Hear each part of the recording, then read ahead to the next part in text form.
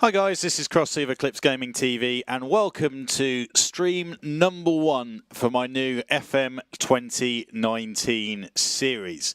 So, where do we start with this one? This is going to be an interesting one to say the least, and I've got quite a bit of talking to do at you to begin with just to kick things off, so I apologise for that. But that's partly why I've skipped through quite a lot of the pre-season, and there's a few reasons for that I'll come to in the future. So as you will have seen that on Christmas Day, I treated myself to a copy of Football Manager 2019, having not played it since the 2017 version, where I did pretty well with Southampton. I think I got us to the Premier League title 2 or 3 seasons, not consecutively, but in that kind of level after putting quite a lot of time into the game. And I tend not to buy it every single year. I used to, because I used to record videos for YouTube and the like that did fairly well in terms of views a lot of the time. Maybe not so well in terms of financial, but this has never really been a looking to quit my job and stream full-time thing. It's just something I do for my own enjoyment, and it's nice to show you guys as well. So I started off with Manchester United, and as expected, when players are put down on paper, they tend to perform slightly better than their real counterparts, and Romelu Lukaku, bit of a meme in real life, turns out to be a bit of a cheat code as far as Football Manager goes, and he'd end up getting 17 chances, miss most of them, but he'd get a few in, probably end up scoring 2-3 goals a game, and it just became a bit ridiculous. Not the same challenge that Jose Mourinho has faced this time around. So decided to go back to the lower leagues and to something that I'm a little more familiar with from my series. So I'm going with Gillingham, who are my local sort of professional club. I've actually recently, over the last few months, moved to Dover, which is where Dover Athletic play in the non-leagues, and they are the team that's probably got me my biggest success as far as my YouTube series went. I think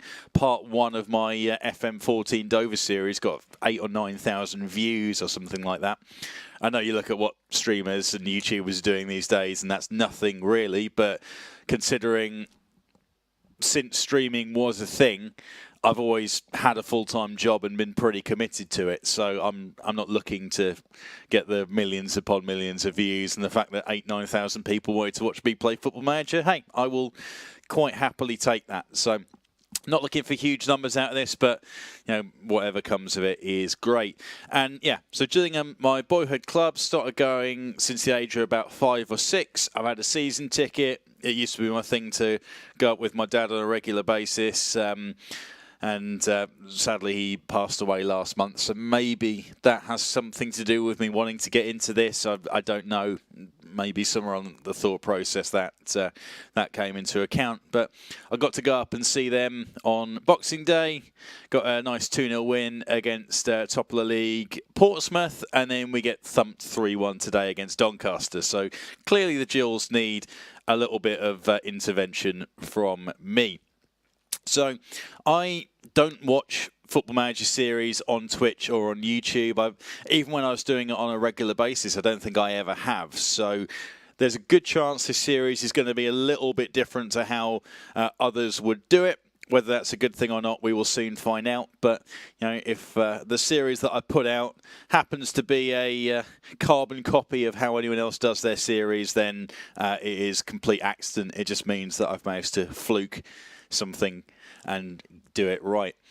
Also, I'll be watching on the chat. I've got that up on my phone. Big reason for that being my stream just cut out last time about an hour in, and I just kept on talking the whole time, didn't even realise. So I'll be watching it and making sure that we're live. Also, at the moment, I am dropping my videos onto my old YouTube channel that I haven't touched in about 2 years, but I had a small but quite committed following then. So I'm mainly doing that to show them that there are still things happening. It's going to be on Twitch, and hopefully people will start to move over. So that'll be the main reason why there's no background music.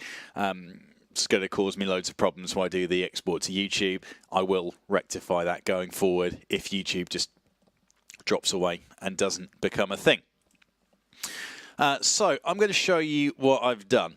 So I've played through to the pre-season, and we are ready for our opening game of the season against Accrington Stanley away. Now, there's a couple of reasons why I've done this.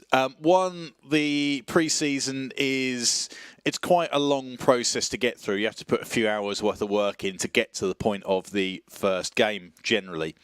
I have not had the best pre-season. I am not ready. There are still a few moves that I'm looking to make, but I will talk you through that in a second. But I'm not that fussed about it because I'm not expecting this first season to be all that interesting. It's just one of those things that we have to get through.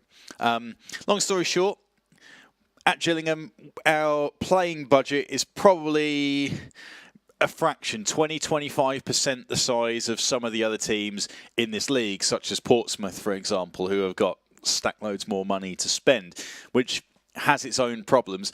And the second thing is when you pick up a team that has no money, which is like most lower league teams, then there's not much you can do with the playing squad. You just inherit what the manager had before, and then you have to try and work from that as best you can and tweak and move a few pieces around. But, generally you are limited in what you can do. So you go into the first season, you think, okay, let's stick around. And a lot of people are on short-term contracts in this league. You don't get the same level of commitment that we used to have from the Gillingham of old when we're in the Championship. We'd see the same players week in, week out for about 3 years for their contracts. These days, the guys are playing for the shirt. And to be honest, when your shelf life, when you're looking at retirement at age 35 and you're not earning Premier League level wages, then, another £100, £200 a week to go and play somewhere else, I have no problem with them taking that. But that's the way that it goes in the lower league footballs. Everyone's playing for a better contract somewhere else, even if it's a couple of £100 a week. If they get that, then they can be happy and they can succeed. Which poses a problem of trying to get any kind of longevity out of a squad, get some names that we like, and that kind of thing. But this is going to be my goal for the series, and I'm going to try and get some players that will stick around for a considerable amount of time. Now, the tactics that I'm going to play for this first season are probably going to be completely different to what my tactics will be for the second season and beyond, because I haven't got the money to sign the best players in the league. Let me just turn off these notifications. I might have to jump. In fact, I am. Yeah, this is. I've got the old. I'm trying to say. I've got the old Football Manager Touch display up. I think it happens when I'm searching things as well. Not sure if that's a settings thing or what, but I'll jump myself out so we don't get any more Steam notifications. There we go. So yeah, I'm going to be tweaking my tactics into Season 2 and Season 3 for reasons that I will mention to you in a minute. So the tactics that we are going to be playing with this season, or at least starting out with the season, will be 4-1-4-1 DM wide. Main reason for that is the wide players that we have in our team, they are much better playing in attacking roles. So, both these guys are sort of 2/3 up their bar. If I drop them both down, yeah, they struggle a lot more to be effective in these positions. So we will push them forward and make use of our wingers as best we can, as we've got quite a bit of strength in the wider areas, and we'll try and capitalise on that as best we can. But this isn't the way that I tend to approach things, and my way is quite old school, but hey, I can't have the best players in the league, so I just have to set the team up a certain way and hope that it pans out the way that we want it to. And I'll show you what that approach will be while we're at it now. Let me just save this as that so I can just load this back in with the same players. And then we'll be ready to go for the next game. But My preferred setup is, I think it will be under, what's it going to be under? I don't want to do this on the tactics screen, actually, just want to change it here. So 4-4-2 is my preferred, and I will set this up as well.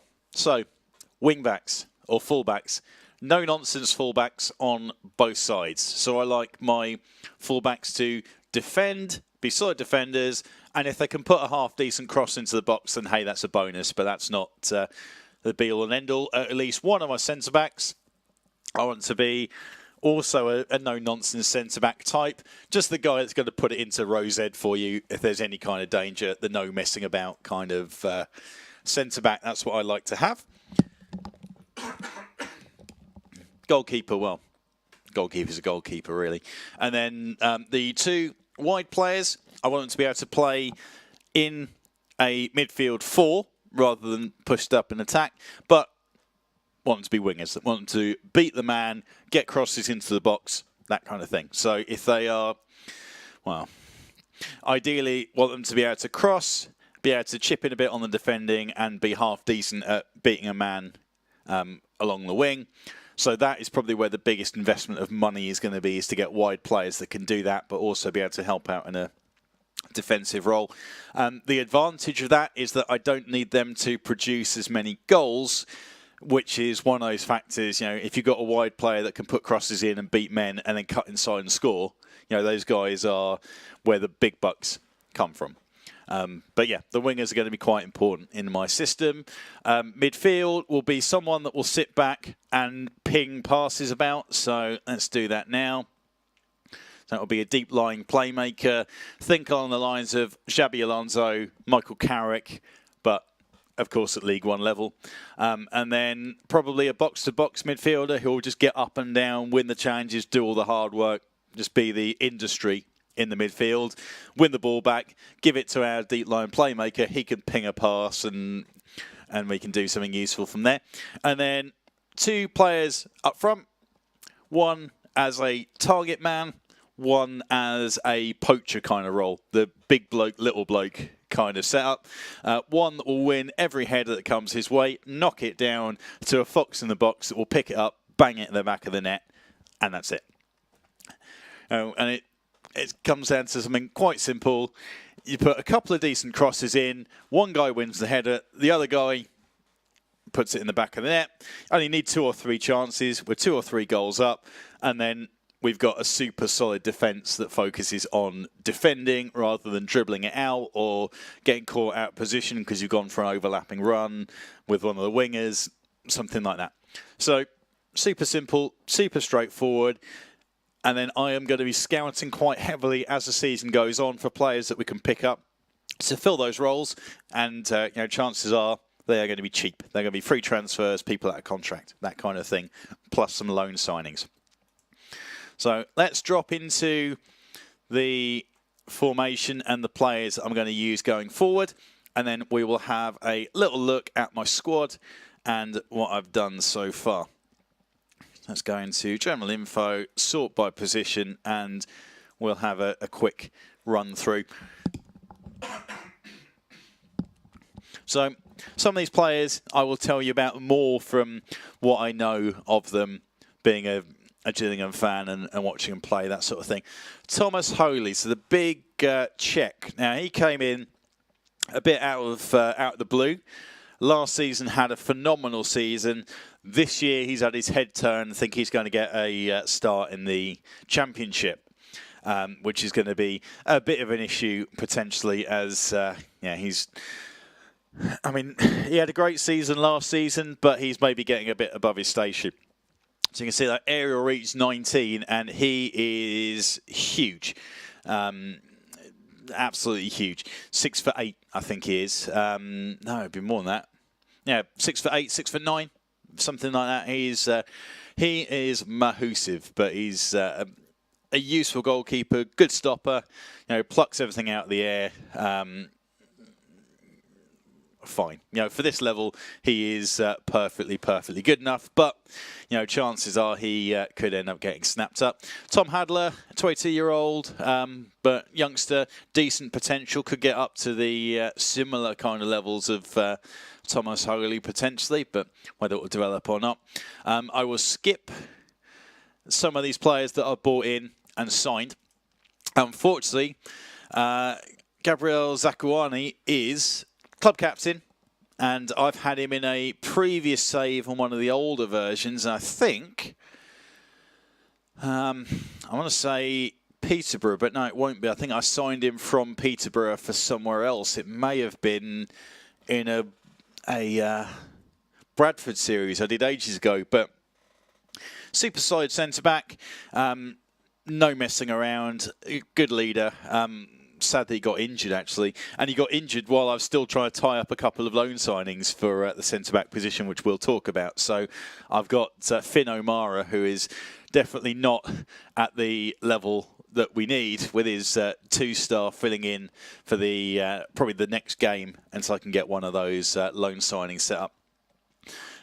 Max Emmer, German, I think we signed him permanently from QPR. Yeah, so he came to us on loan, and he's been around.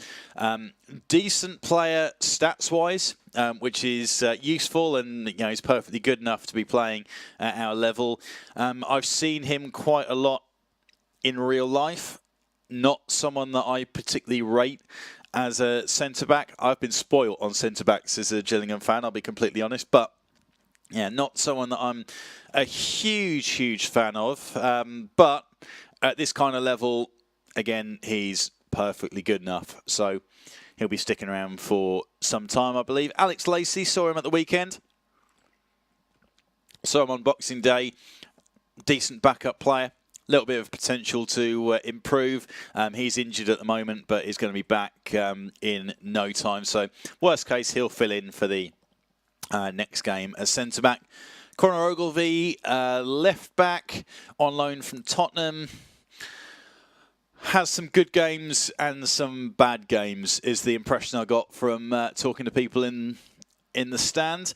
Barry Fuller, ex-Gillingham club captain, back in sort of 2008, 2009 for a few years.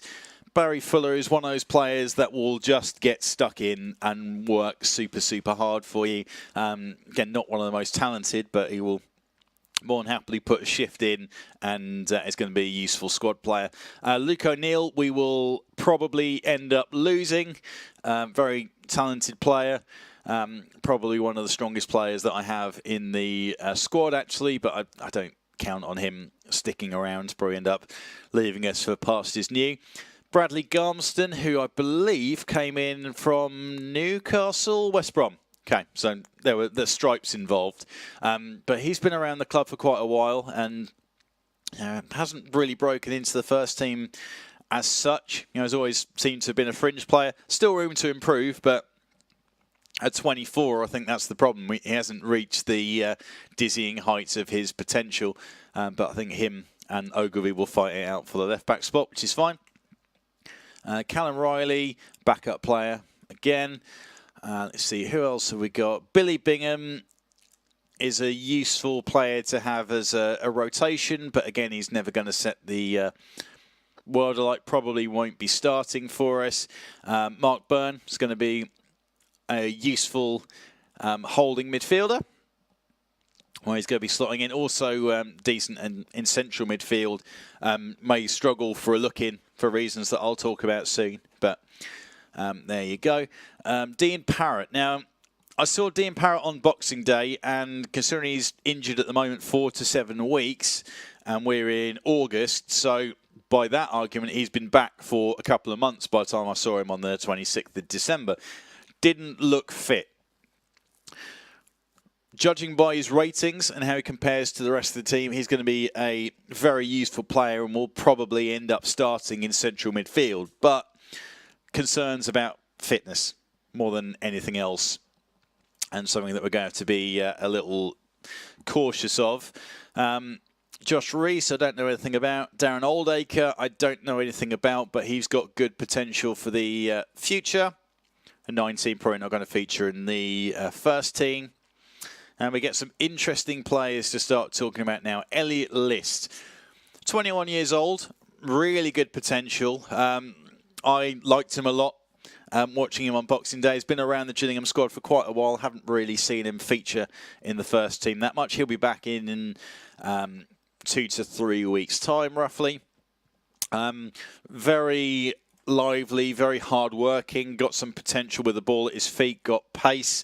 The only thing that's lacking is perhaps a little bit of size, especially down at League One level, could pose to be a problem, but a player that I certainly like a lot.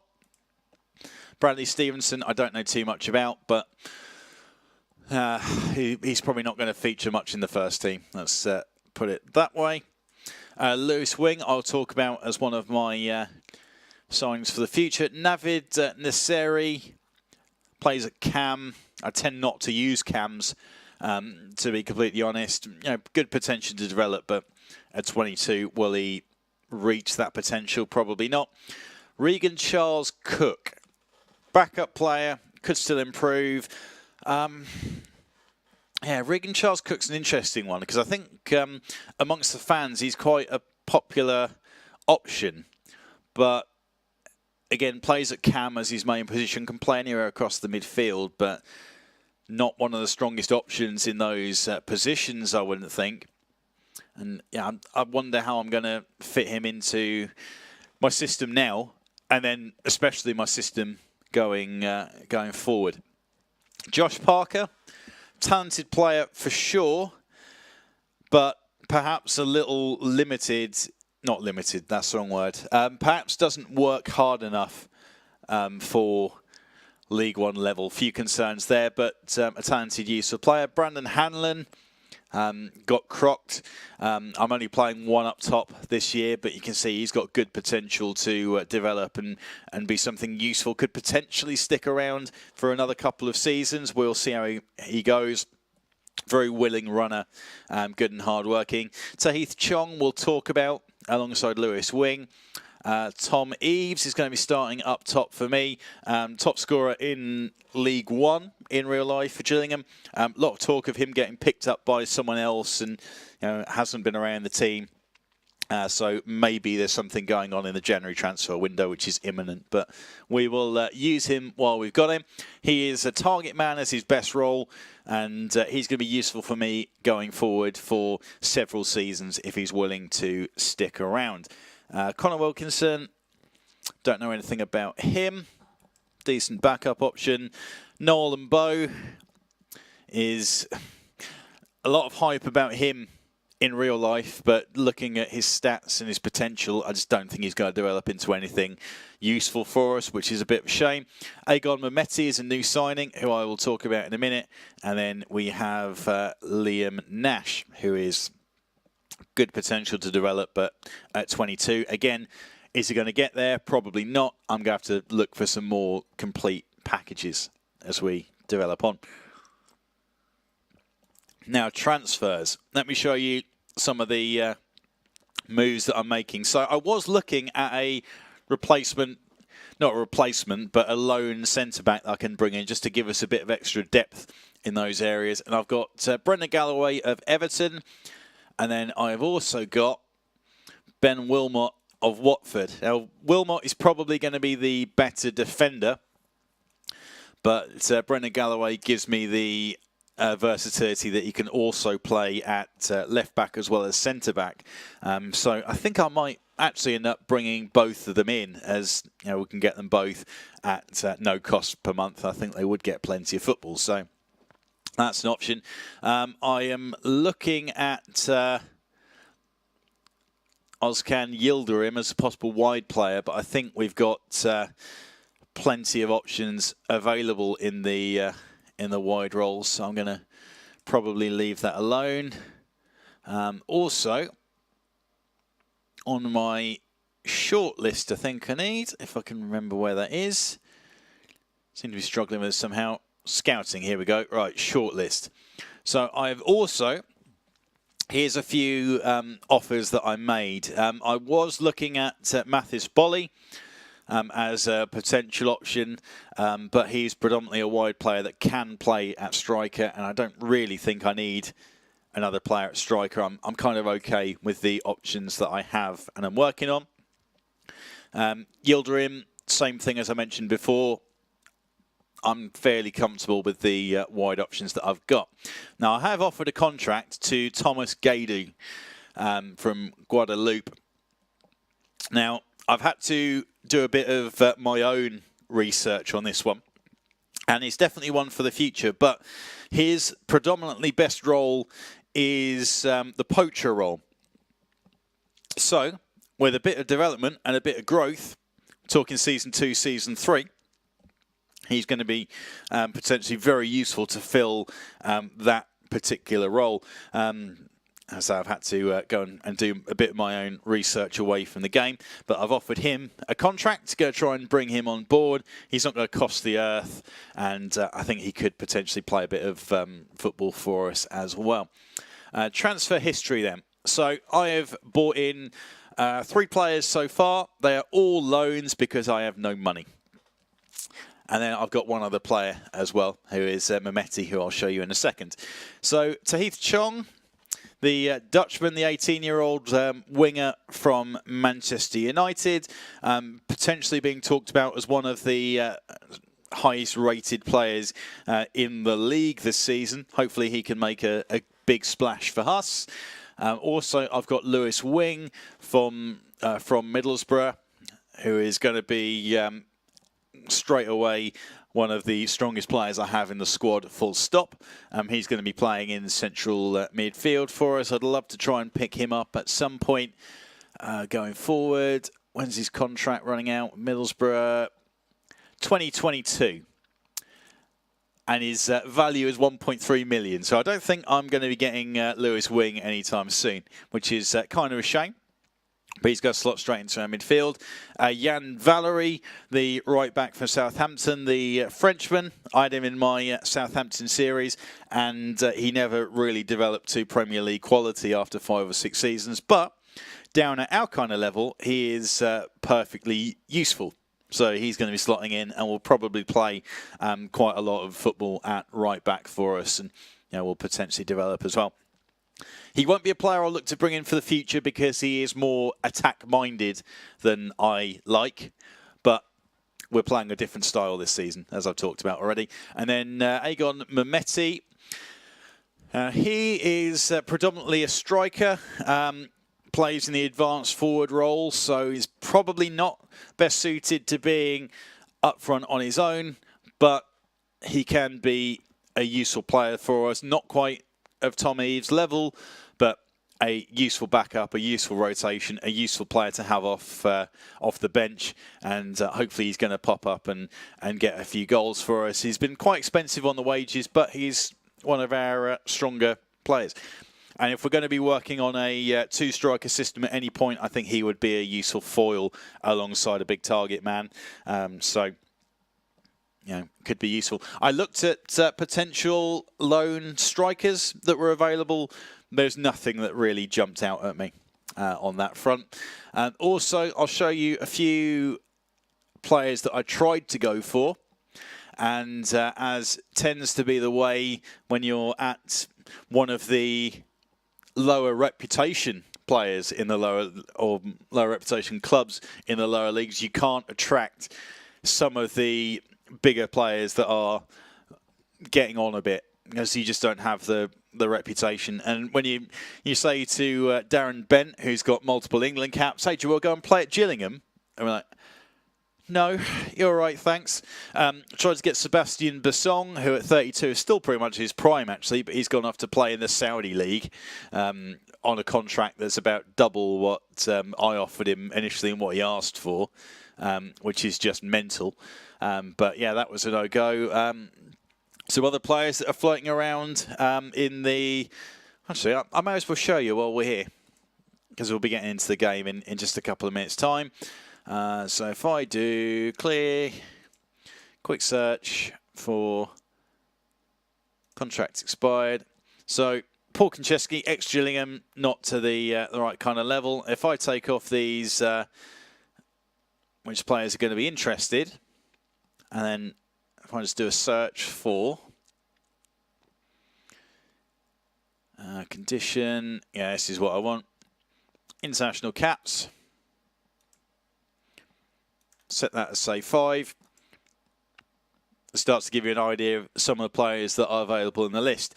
Jeremy Toulalan said no straight away. James Collins, when he was fit, probably one of my favourite players in the Premier League. So I'm gutted that I wasn't able to bring him in, but he said no straight away. Darren Bent said no to me straight away. Antonio Cassano, I had in on trial, but unfortunately he's fallen far, far away from a level to be even useful to us, and would have been a backup option only. Samir Nasri, of course, said no, couldn't afford him. Dexter Blackstock, not good enough, actually. Leon Best, I think he played for Gillingham for a while, actually. But yeah, that's a sign. And I think there's a few other names, actually, if I drop these international caps down a bit. Lee Hendry, 41. Well, he's been playing non-league for a while, so he wouldn't be at that kind of level that we would need. But yeah, I mean, look at some of these names. Toulalan, Cassano, Collins, Bent. All would have been super useful to come on board. And if I was Portsmouth or something, I probably could have picked them up and given them enough money. But no such luck. And it's a shame, because I've had some big-name older players in my squads before. Signed Emil Heskey for Gillingham a couple of FMs ago. And, yeah, they've straight up said no to me. So that was a bit of a kick in the teeth, but never mind. So, squad starting us off for this first game. Have I made any staff signings that are worth telling you about? I don't think I have, actually. One thing that I will show you, Ian Cox. Another one of my probably all-time favourite players to ever pull on a Gillingham shirt. Trinidad and Tobago centre-back, came to us from Burnley, I think, who had the worst defensive record in the league at the time, but phenomenal player. He was just unbeatable. It didn't matter who it was, he would always find a way to get the ball. And I think my favourite was, there's a guy called Shefki Kuchi, and I can't remember who he was playing for. It might have been someone like Blackburn or Ipswich, someone that played in blue. And they'd come out of the Premier League, and he was kind of a big-name player at the time. He was scoring plenty of goals in the Premier League as well, despite them coming down.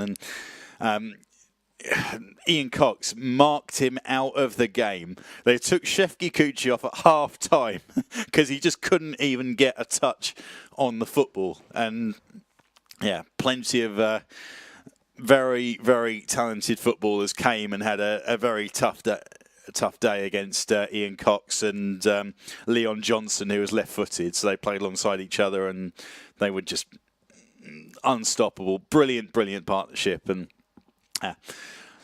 reminds me of some of the glory days that are the reason why I do Gillingham series. Squad. I wanted to show you the squad before we got started, didn't I? So we got Thomas Holy in goal. Got Finn O'Mara, who's having to fill in for this game, and that's probably it. Jan Valery, Max Emmer, and Bradley Garmston. And then we've got Mark Byrne in the hole. And he's just going to be shoring up the midfield a little bit, protecting the back line. We've got Wing and Bingham. And then we've got Parker, Chong, and then Tom Eaves up top. So let's get into it and see what we can do. I've got Charles Cook as an attacking option on the bench. I've got Mehmeti, who may well end up getting a bit of football, and we can see what happens with him. So let's submit the team and get into it. Mark Byrne will take the armband. Yep, fine. Squad numbers. No one's that fussed about this, so we'll press on. I'm not worried about giving number 9 shirts to anyone right now, as I will be looking to probably wholesale clear out this team over the course of the season. It takes a long time to get into the game now, with all these extra button clicks that you have to remember to do.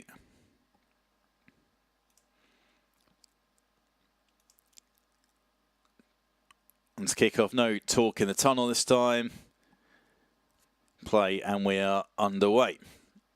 So I'll turn the sound off mainly for well, it's quite loud and in your face. But if you guys get bored of hearing me rambling on the whole time, we'll sort out some music when I'm not using YouTube, I'm sure. And maybe I can knock the game sound on as well. But we're 4 minutes in, and we haven't conceded yet, which is always a good sign. Ball over the top. Good save from the big check, sticking a hand out.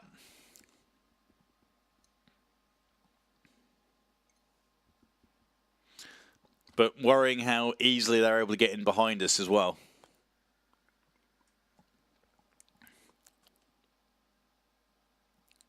I'm going to watch out for going forward. That header is not ideal.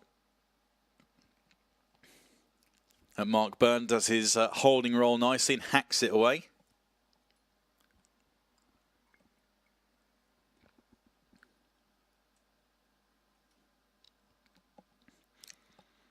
Seems to be all one-way traffic so far.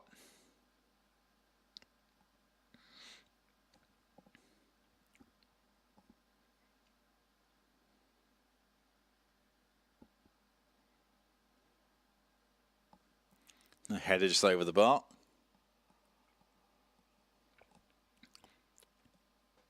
I feel like with the wide players that we've got enough pace to worry teams on the counter-attack if we can get the opportunity.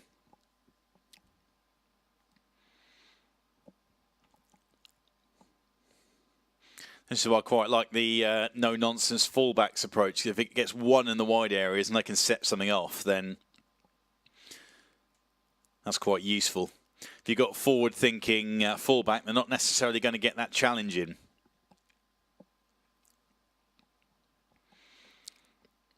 Because it's not one of their strengths. So we go then. Chance to build something. First proper attack for us.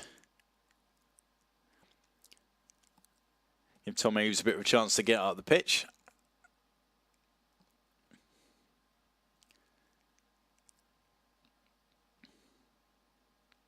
That's a bit of possession football in the middle of the park.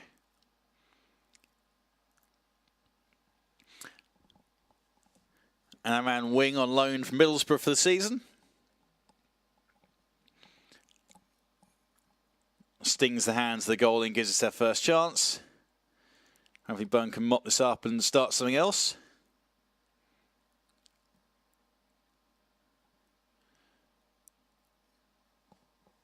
And Jan Valery just gives it a little 9-iron and chips it to nowhere.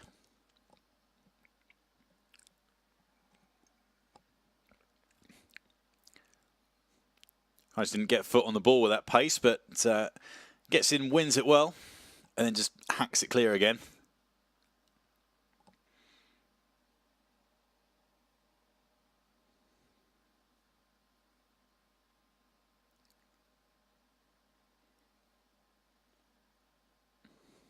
Block from Valery after that clear and header as well. So he's been more useful defensively than I thought he was going to be, which is a good sign. Long may that continue.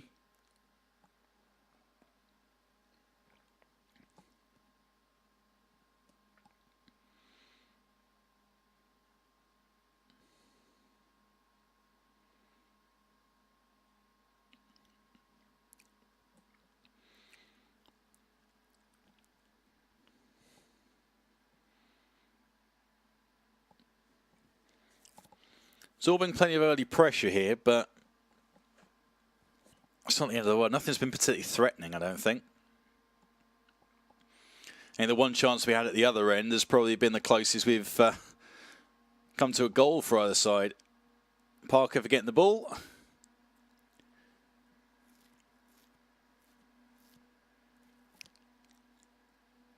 Chance for Bingham. Might want to crack one. Does crack one.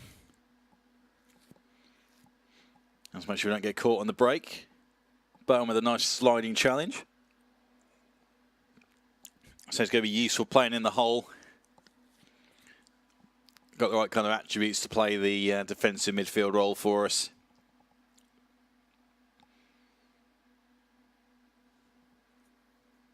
Could be useful playing further forward, perhaps, in later seasons. It's Chong. Ooh, okay. Decent effort, flashes well wide.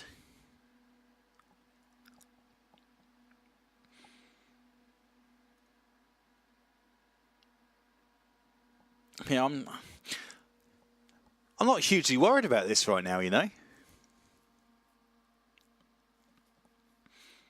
mean, they can slide defensively. And we've got one of our first choice centre-backs crocked.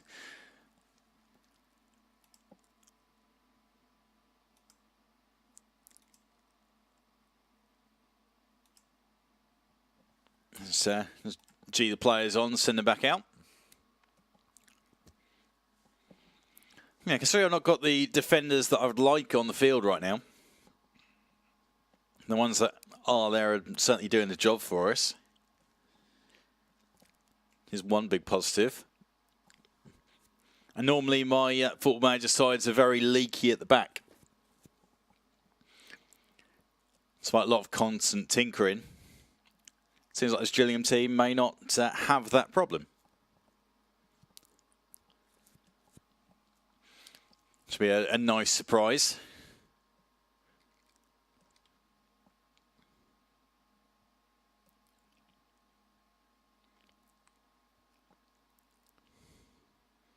The key has gotten behind a few times.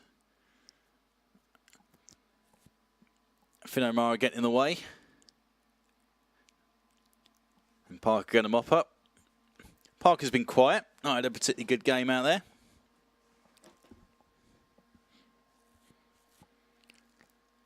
Might swap him out for Mehmeti around about 70, 75 minutes.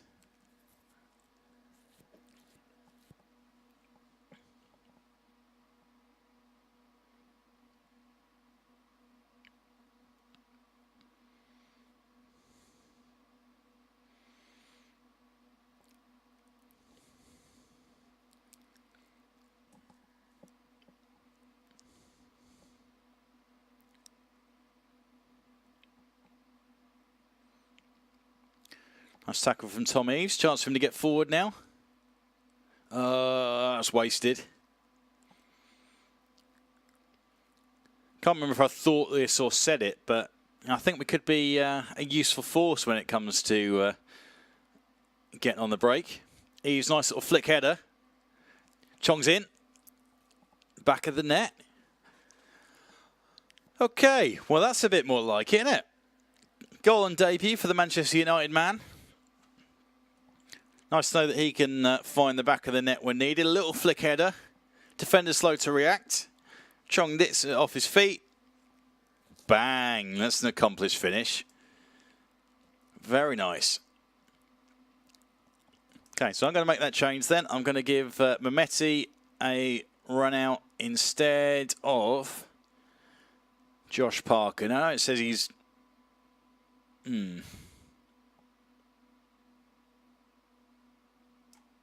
Let's go with Charles Cook, actually.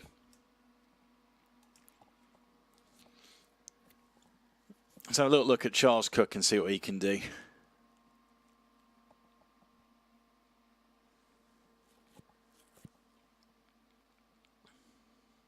Ooh! Oh, wow, that's a very us goal.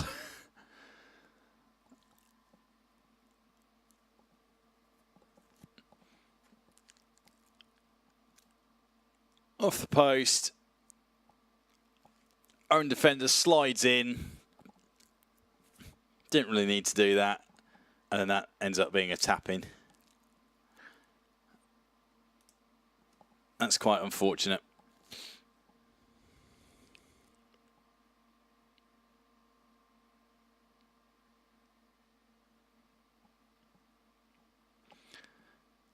AFC Wimbledon 6-0 up.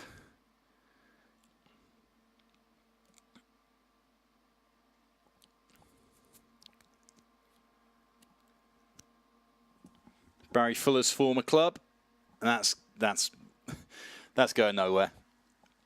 I'm not too worried about that.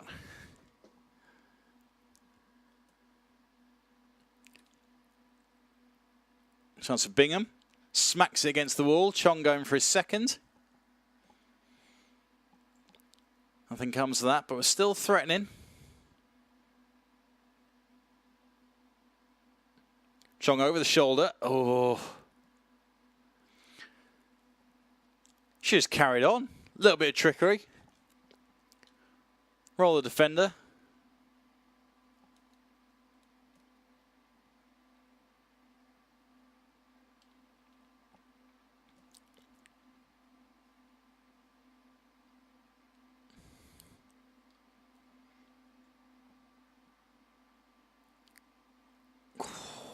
Okay. It's risky business. I go Luke O'Neill for Valerie and Tom Hughes. I should have maybe kept an eye on his fitness a little more, actually. But that flick header was useful. Has dropped Mehmeti in for the last minute. Fresh legs up top. Oh, wow.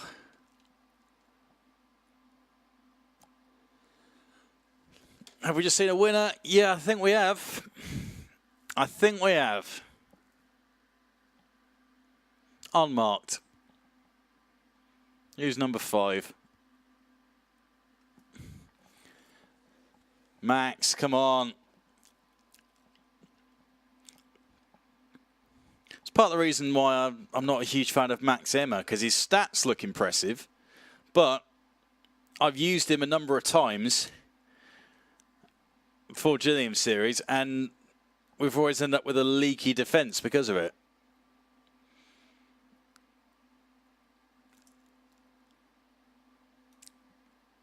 Cotillo boy's unlucky because that's exactly what that was. But also a little bit unforgivable to concede that last minute goal. And disappointing collapse, yeah, I know, right? So let's get this press conference done.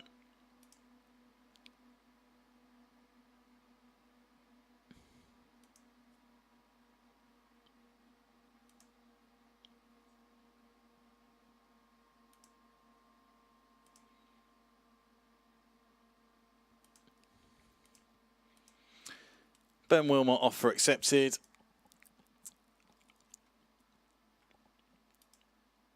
I think I might get them both, actually, Wilmot and Gary's contract talks to commence.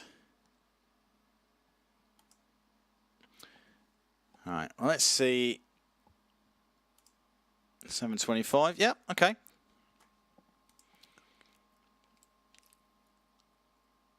So, Mathis Bolly, I am going to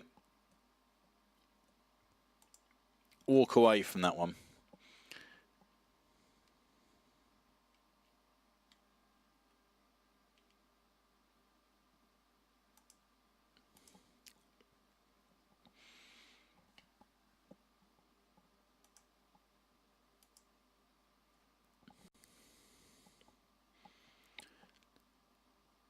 So I've got Burton Albion next.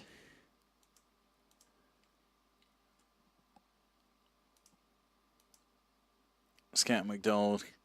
Now, okay. Leading Vanarama national level. Okay, that's fine.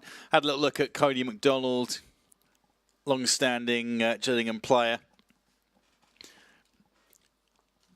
It's not quite at the level anymore, though, sadly. It would have been a nice, cheap pickup to get him in.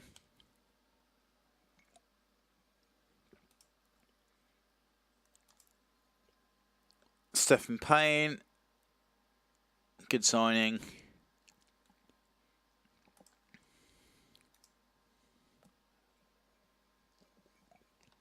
Don't want to sell him. I haven't got the money to pry anyone from anyone. That's part of the issue. I think our chairman's more worried about hanging out in Dubai than he is about putting stack loads of cash into Gillingham Football Club, which is part of the battle that we're dealing with. Got a couple of players that we're still waiting to come back. So Alex Lacey can fill in at centre-back if I don't sign one of the 2 defenders that I'm looking at. Elliot List back in 8 days to 2 weeks. could be a useful wide option. Let's see. Callum Riley. He's a backup midfielder, so.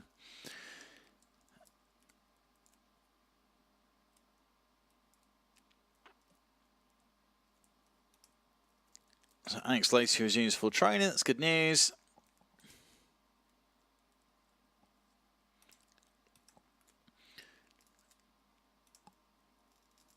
Sign these recommended guys for the under 18s. Why not?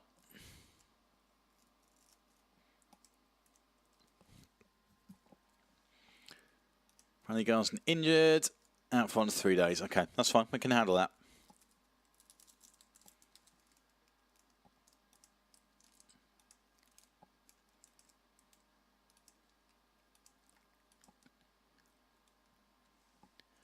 Just want to find out about these loan signings.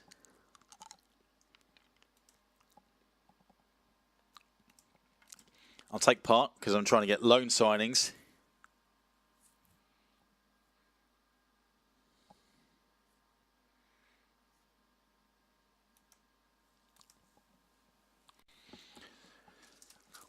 Potential transfer offer for Alex Lacey. Well, I'd be fairly...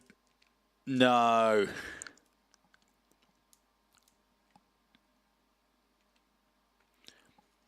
So Galloway's going to City.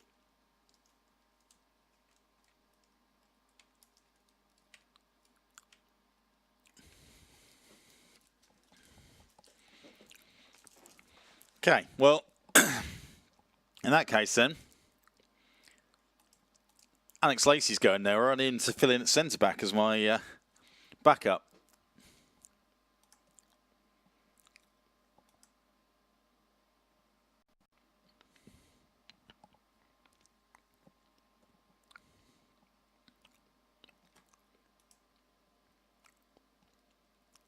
I can't believe that's happened.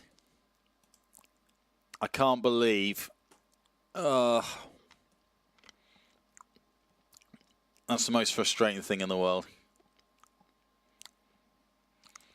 My striker for the future, that.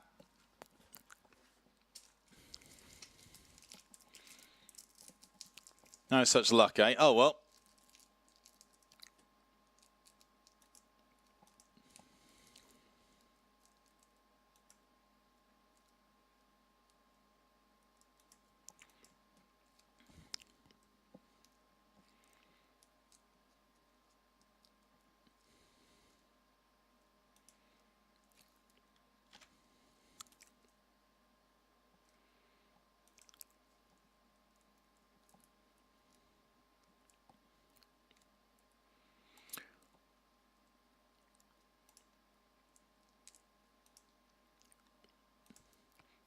Have a bit of a look and see if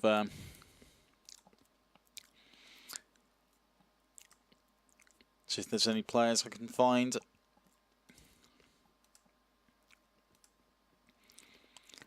New search, role, striker, contract status.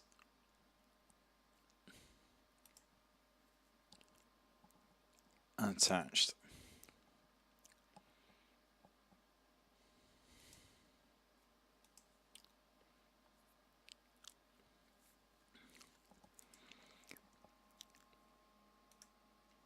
Because at least for these guys, I don't have to sign them straight away now. Can still pick them up later on in the season.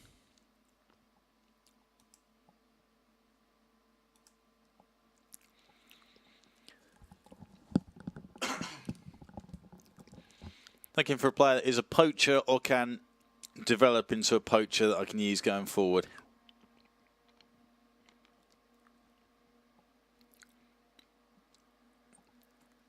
That's my goal anyway.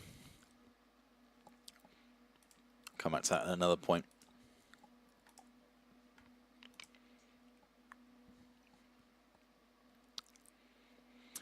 Let's transfer round up. Christian Pulisic gone to Chelsea. Interesting. Long-term replacement for Willian. I can see that making sense. Adrian Silva gone to Manchester United for 28.5 million. Probably should have got more for him than that, I would have thought. And Julian Weigl going to Manchester City. Another Manchester City midfielder, eh?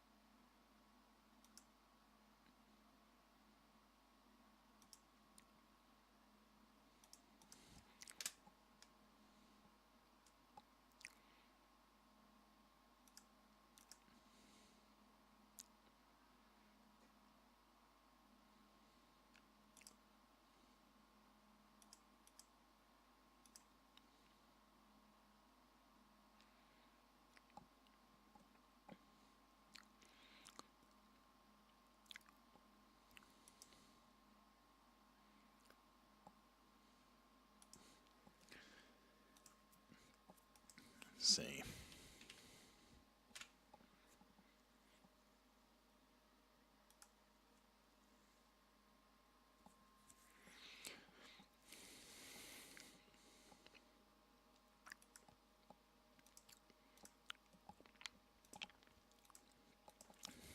And let's see if there's any other options I can potentially bring in to solve my striker issue.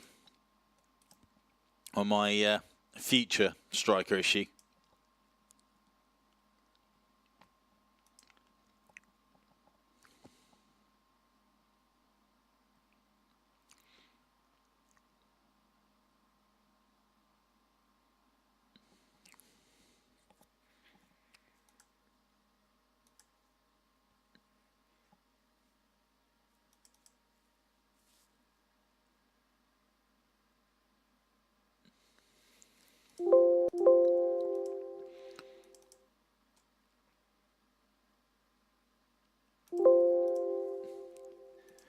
Yeah, okay. Let's press on for the time being, because I'm basically thinking about the next couple of seasons with that signing that I was working on.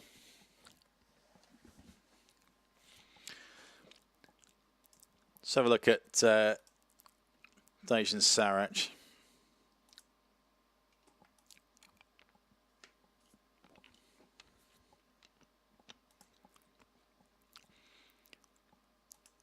Because the trouble is, yeah, fine.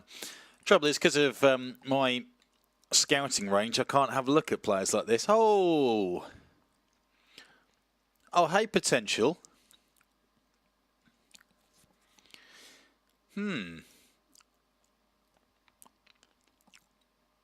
Okay.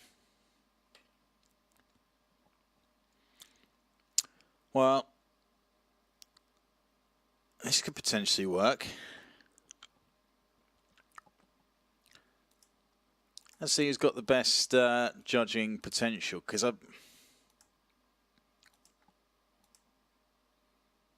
potential 11. This is worth knowing for the future, actually, who can give me the best information on their potential.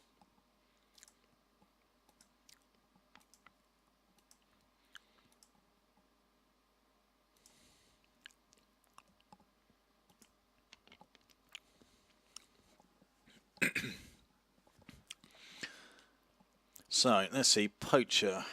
So heading, first touch, finishing, anticipation.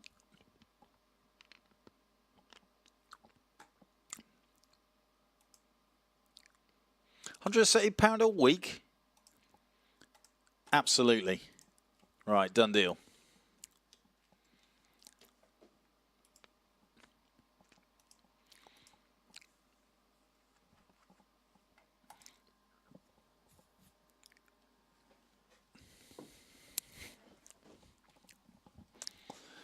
I think this is the problem with... I don't know if this is Football Manager in general or just the way that I go about things. But we are an hour in and we've played one game. So I'd like it to be a little faster moving than this if we can. Carabao Cup against first round. That's going to be interesting. A little chance to rotate a few players.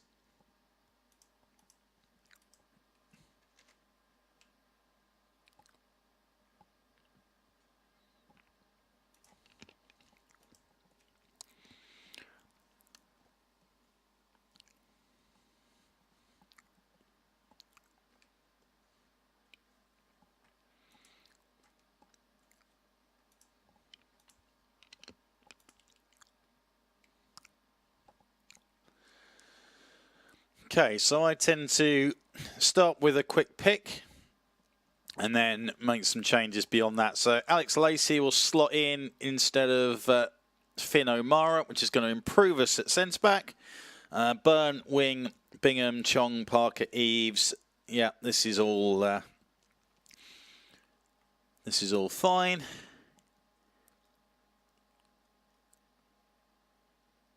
Yeah, I think I'm going to press on with this. Right. All looks good. Everyone's comfortable in the roles. But I'm going to be on support then. That's fine. Try and give us a little more going forward. Say the game before I get into it. I don't really know why. Just habit, I think. Habit from way back in the days where I used to cheat on Football Manager and quit and reset, so I made sure I won the league. Some of my teams, to be completely honest, were so bad that just didn't work in the slightest. Right, so let's get into this. Should have some players starting to come back to full fitness.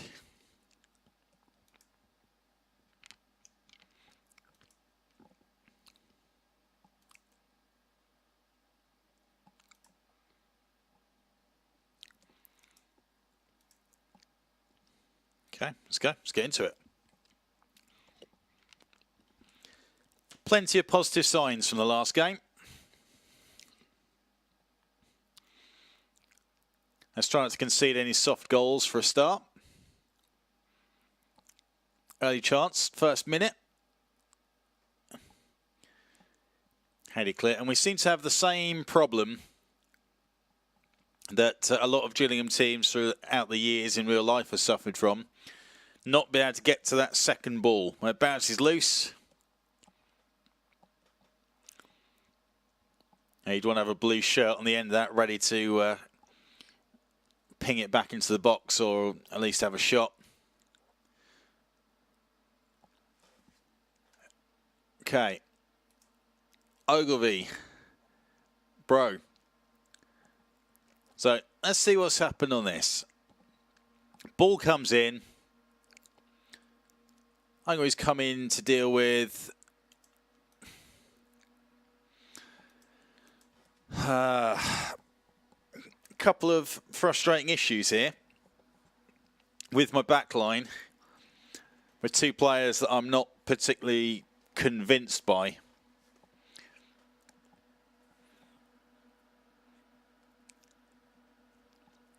So Wing, edge of the box. It's going to be a corner.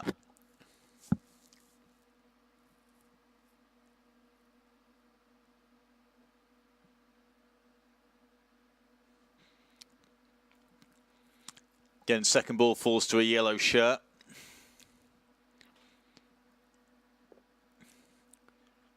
It's more than a little disappointing.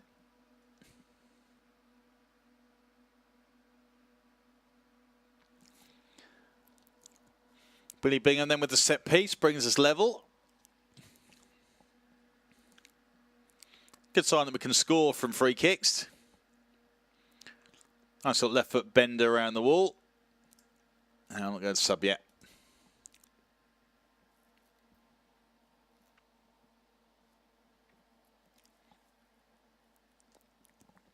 It's a bit more like it. Ooh. Once again, Tom Eves is taken out, but good tackle.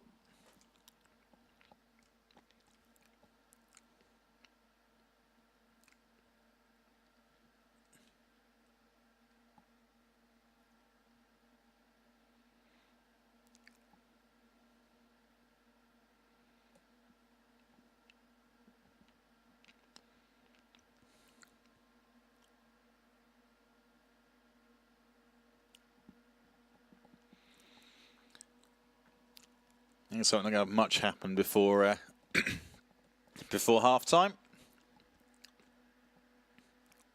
He says.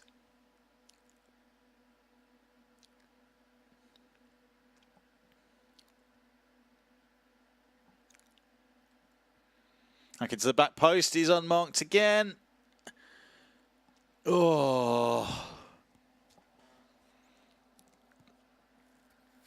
Unbelievable.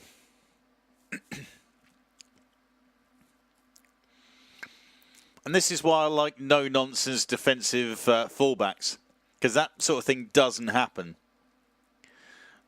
They don't leave their man because they're not worried about making a break up field. And they're not lax on their positioning or their marking because they're actual proper defenders. Not wingers that weren't good enough and dropped further back.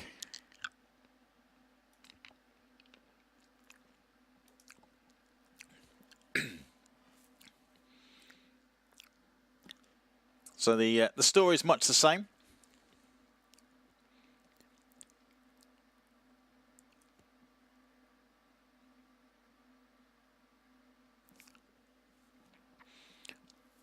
Ball in behind maybe a little too easy again.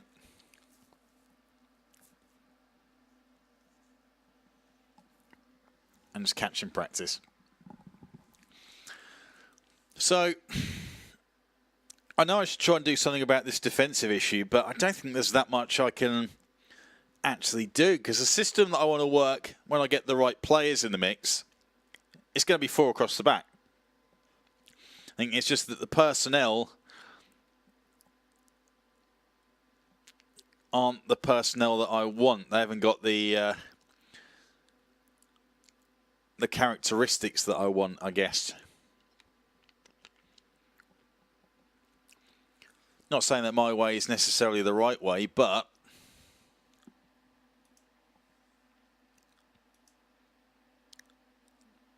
okay, I'm going to make a going to throw Mehmeti up top instead of Tom Eves, because he's struggled to get anything going, and then Charles Cook on for Josh Parker, who again struggled out there.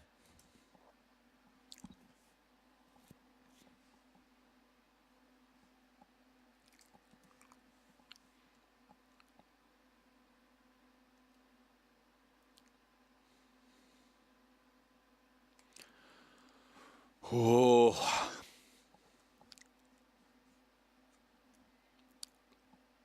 I'm just whistling past the post.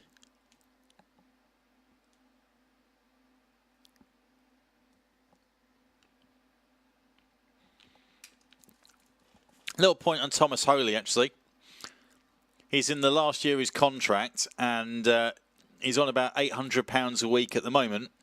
To re-sign him, it's going to cost something like $3.5 grand a week. There's Mehmeti in behind. Oh, very, very weak attempted finish. But yeah, his agent's asking for $3.5 grand a week, I believe. So I need to decide,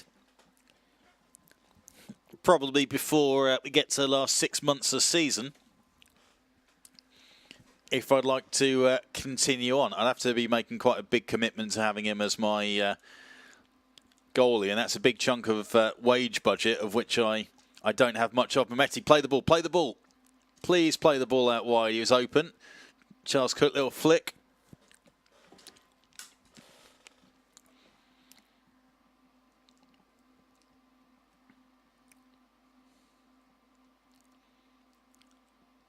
So Mehmeti's been lively. Got himself in a few good positions. Chong, long range effort. No. Need to play one more pass, guys.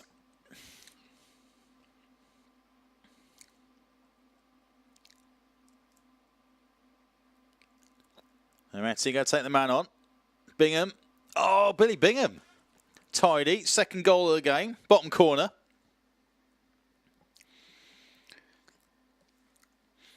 This is interesting. Egon Mehmeti has been very lively character since coming on. Little ball inside. First time shot. Bang. That's tidy. And that's 3 points. Thank you very much.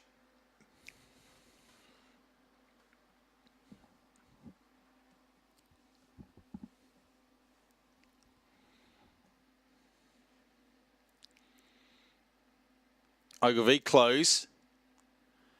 Oh.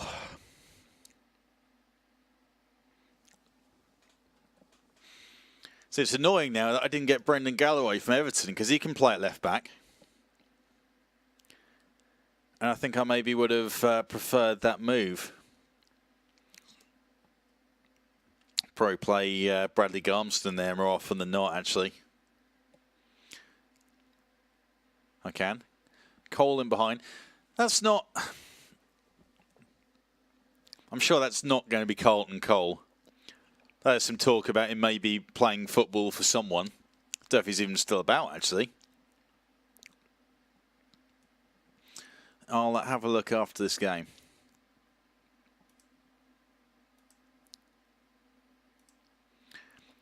Let's tell the lads well done on the win.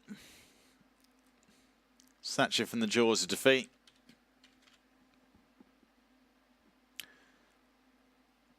Carlton Cole not in the game, okay?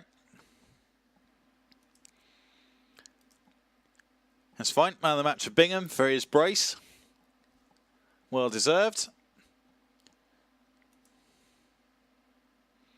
In Hinchcliffe, Panorama National, Stephen Quinn.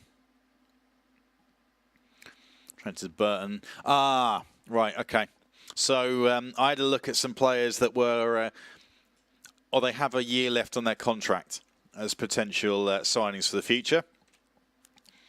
So Stephen Quinn of Burton, defensive midfielder. Jack Watmo, or Watmo I think it might be, operating at a League One level. Potentially be a Premier Division player in the future would be a very good signing. Probably will end up getting a new contract. Ryan Tunnicliffe, let's go at Championship level.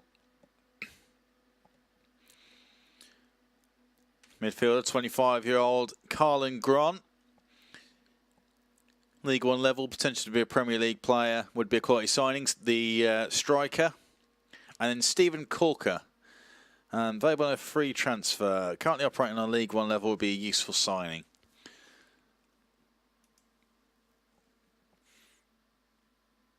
Stephen Corker, okay.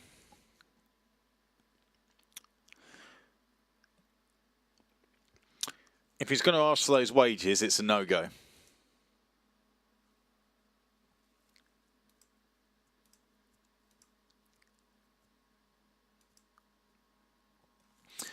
Don't think he's going to ask for... I think he's going to ask for too much money, considering he's... So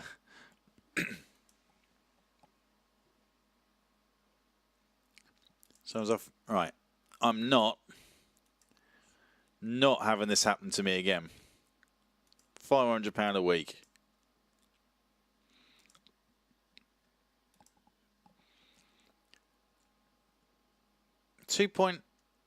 Oh, hang on.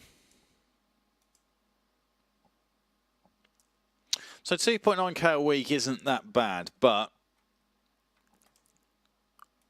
we don't have the money. We don't need him. I'll be looking to move him on probably after a season anyway.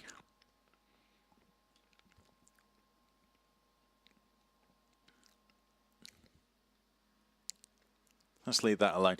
I will keep him on the short list because if we are having another season in League One, then he may well be a player that I'd like. Big fan of his at Cardiff. I don't really know what happened. I had him in a Cardiff series, actually. He was a very, very useful player.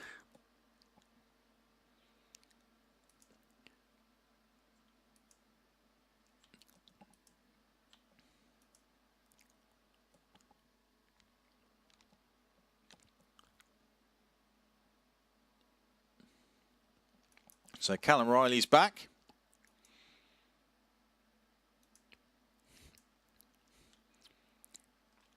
Akinfenwa. Oh, I wish. We spent a long, long time trying to sign Akinfenwa for Gillingham, and then we did.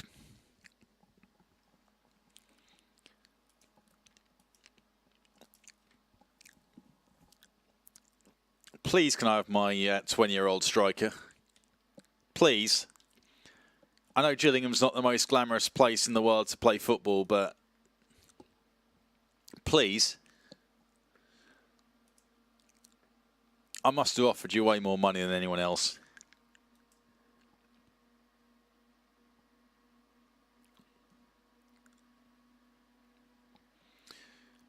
Okay, so let's go to the South End.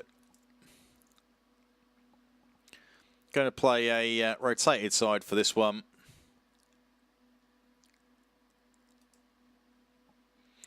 Okay, so I'm going to give Mehmeti a game up top. That's a given. He was very useful in that one. Got Charles Cook out on the wing. How is... so Parrott's 3 to 5 weeks. Elliot List less than a week.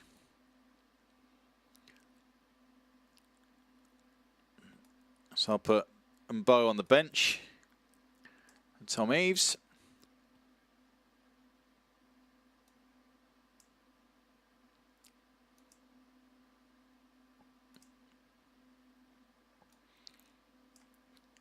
Garnstead left back.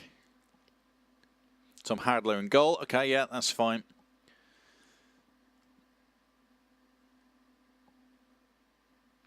Let's give him a run out. Why not? Barry Fuller in at right back for Valerie. Let's give Luca an... No, that's fine. We can do that.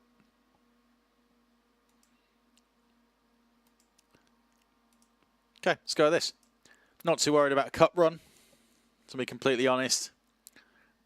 Alex Lacey getting the start at centre-back as well.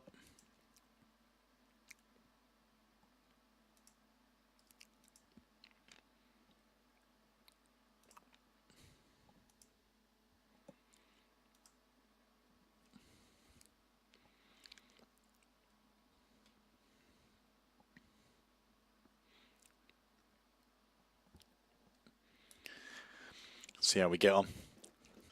Cup runs are useful for money. Well, they used to be useful for money. I don't think you really get much for them these days. I think FA Cup's been hit the hardest.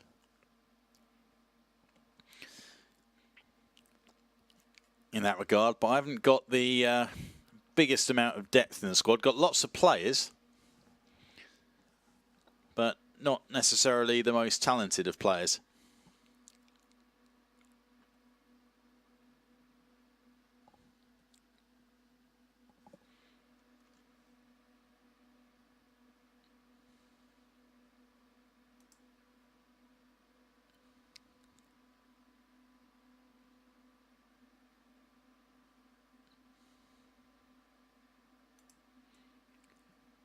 So 25 minutes in, nearly.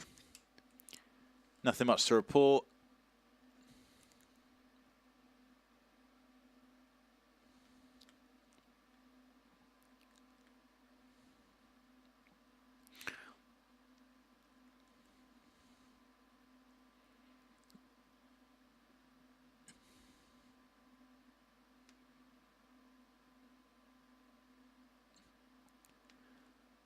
Okay.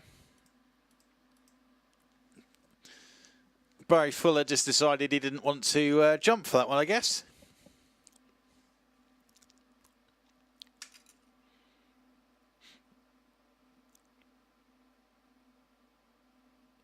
Yeah, okay. That's basically what's happened.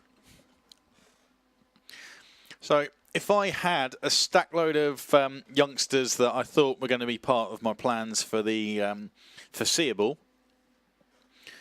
then this would be a different story, and I'd be a lot more worried about putting a cup run together. But that's my main reason for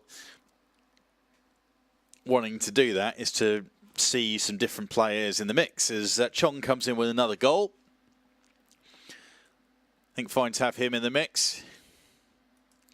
Good to see what he can do. Try and get a bit of form. Get him used to scoring. He's been useful. They just let him go here. He's going to continue on his run then. Goes for a shot. I think he's predominantly left-footed.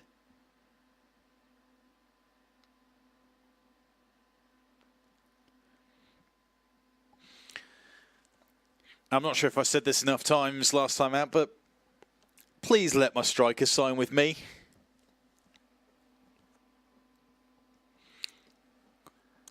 Getting him best part of 3 times more money than he asked us for.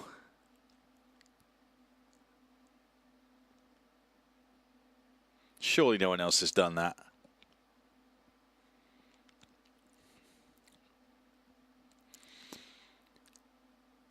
I've got another name that I'm thinking of as well that I've sort of looked at, a Dutchman. Similar kind of vein, 20-year-old striker. Potential to develop into something useful. These players that I'm looking at, they are not necessarily going to be world beaters, but they are going to be useful for the system that I want to run. I think that's my priority. Regan Charles Cook slashes that home. Bang. No messing around with that finish. So we're probably going to have the lead going into half-time.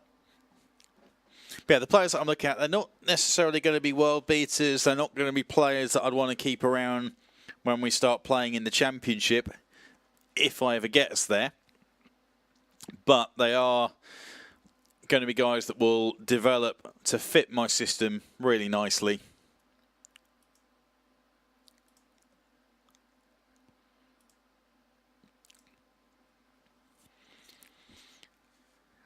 And I think that's something, when you're down at this kind of level, you have to get into the mindset of. I don't have the playing budget of some of the other teams around me. So what? That means that you can't go and sign the best players in the division then? No, that's exactly what it means. I can't go and sign the best players in the division because, 1, they don't want to come to me, and 2, I can't afford to spend... Oh. Okay, there goes my holding midfielder. That's going to be an issue. That I could have done without. I think Parrott's coming back in the next couple of weeks, which is fine. I can still work around it, but Burns been useful in the games that he's played so far. So I hope that's a short-term one.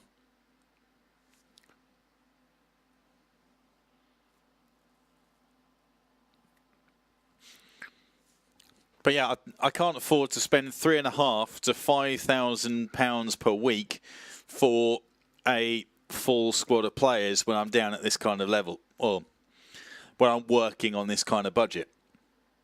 But if I've got players that are, for example, like this young lad that I want to bring in on sort of £800 to £1,000 a week, by the time he gets to a half decent level and we're doing his next contract, that isn't the best all-around player, but if there's a big striker playing alongside him, a half-decent cross into the box gets knocked down to him,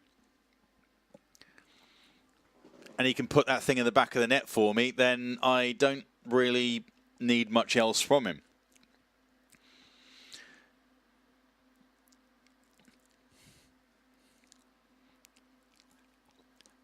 And if that output happens to be 20 goals a season, well, what does it really matter?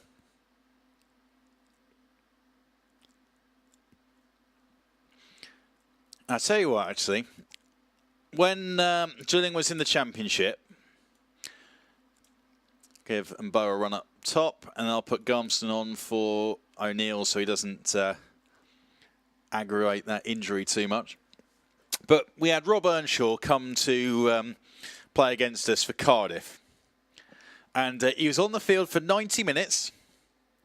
He had 2 touches of the ball, and he scored twice. And Rob Earnshaw is not a...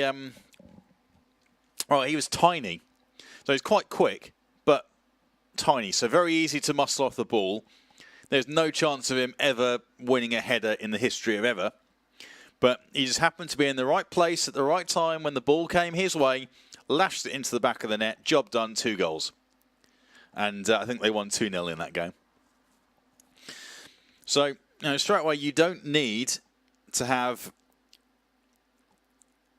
the best players. You just need players that can do a job. My favourite all-time player of all time ever, not just talking about Gillingham, this is talking about total football, was a guy called Mamadi Sidibe that we had as... Oh, okay, that was a tasty goal. Wasn't expecting that. That's from getting on for the halfway line. Not sure there's much that could have been done about that. But yeah, Mamadi Sidibe got picked up and signed for Stoke in the end in the Premier League as Tony Pulis was singing his praises in the programme notes, and I could kind of predict that happening. But Mamadi Sidibe, I think he was scared of shooting. Like, he never had a shot, ever. But he was 6'3", 6'4" from Mali. And at times, they would put 2-3 players on him, marking him at corners and throws, and he would still win headers. Never really saw him shoot. I think he had 1 shot the whole time that we had him for a couple of seasons. But, yeah, it was next level, the headers that he would win. And it surprised me that no one thought, I'll tell you what, I'm just going to stand kind of close to him because he's going to win every knockdown that comes in his direction, and I'll try and latch onto a few. Just going to auto pick for the penalties, and let's get on with it. Yeah, it just baffled me that strikers weren't queuing up to play alongside Mamadi Sidibe. And this is the kind of setup that I'm looking for. The big guy that's going to win the headers, and all he has to do is win headers and hold up play. That's the only thing that he needs to be able to do. And then have a striker alongside him that just needs to be able to pick up the ball, offer the knockdown, stick it in the back of the net. That's pretty much all I'm asking of him. Fullbacks, just defend. Just don't go wandering off, leaving a guy unmarked at the back post like some of the goals that we've conceded so far. Centre-backs, don't worry about playing the ball out and passing it through the midfield and total football and all that kind of stuff. Just get it out of trouble, win the headers, and we've missed every penalty. Well, that's the end of that then, isn't it?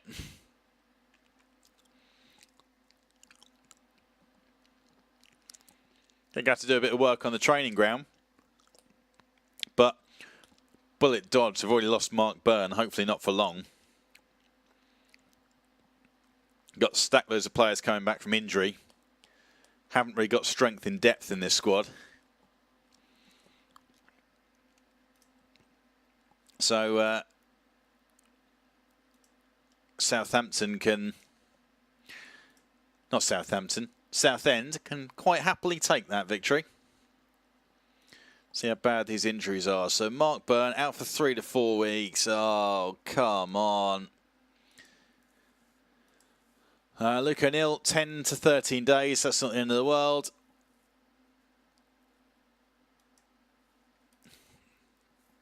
Okay.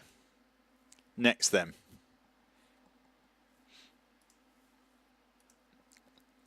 Jimmy lose key man. Yeah, I know. Against Walsall, though, next maybe we can nick a few points.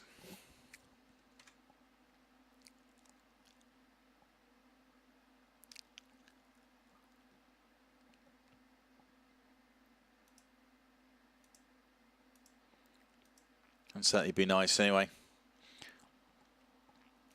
So if we can find out if my guy is going to sign his contract.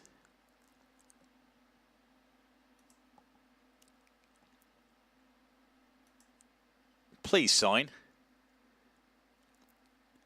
Why'd you have all these offers suddenly? Unbelievable. I'm going to have an email with some good news in it. I just know it. Sunderland coming up. Wow, okay. There's one of those teams that have got a bit of budget. Offers made. Motherwell and Crotone. Yeah, of course they have. Let's everyone go and offer this guy a contract. Don't worry about it.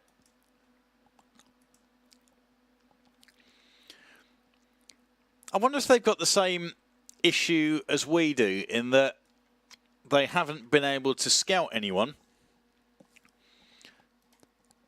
because of where he is in the world. Now I've brought him over here, suddenly everyone's having a look. It's possible.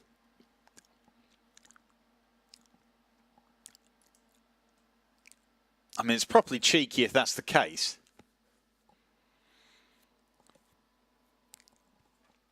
And you have to just make contract offers completely blind.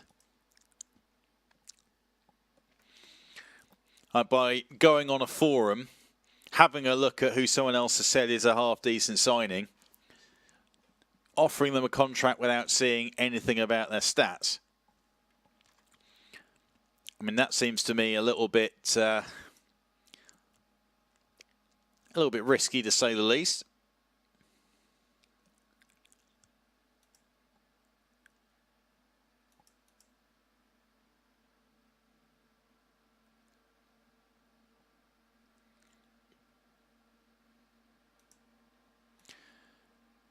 Are you kidding me?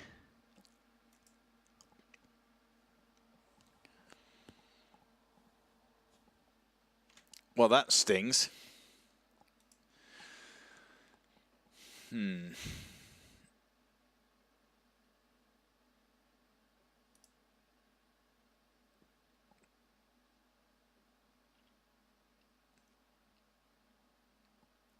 Right.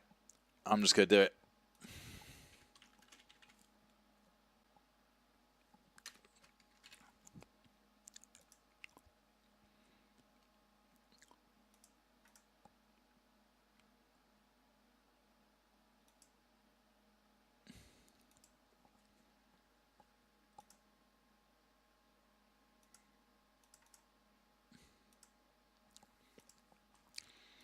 I'm just going to blind offer a contract to someone and hope for the best.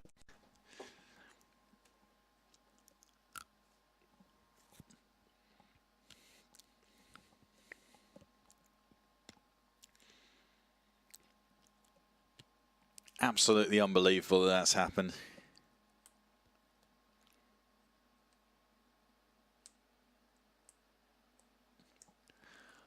Loan offers made. All right, yeah. Of course they've made loan offers for him. I was going to keep him around and develop him, maybe giving him a few first team games here and there. You know, a few appearances off the bench, that kind of thing.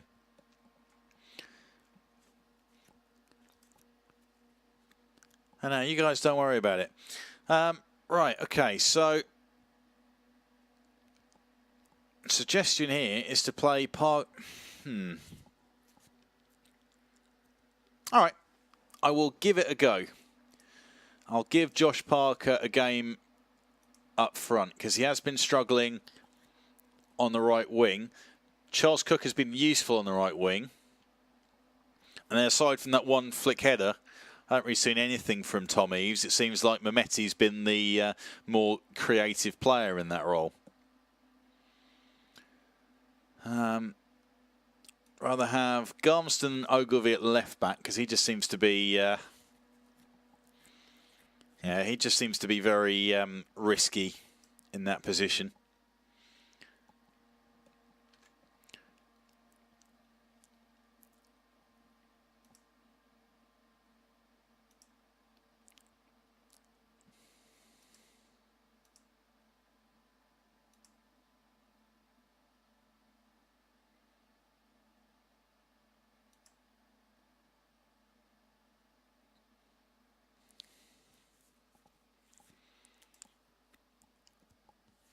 Okay then, so let's get into another game against Walsall and see how we get on.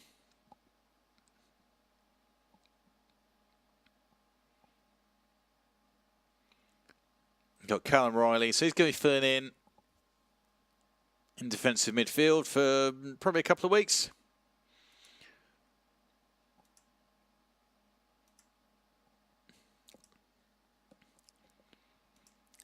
Let's go kick off and see what we got. So all things considered, this hasn't been too bad. A few issues at the back, which always seems to happen in my series that I'll be looking to address in the coming seasons. But this year we're looking for a mid-table finish. We're not bad by any stretch of the imagination, so I feel like we should be able to achieve that. And then I'll do a lot of scouting work behind the scenes, getting into the later stages of the season, try and find some budget buys. Chong looking to get on the score sheet once again. He's been a very dangerous player for us.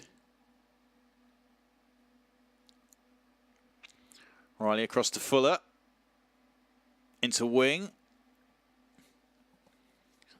Out for a throw in a dangerous area.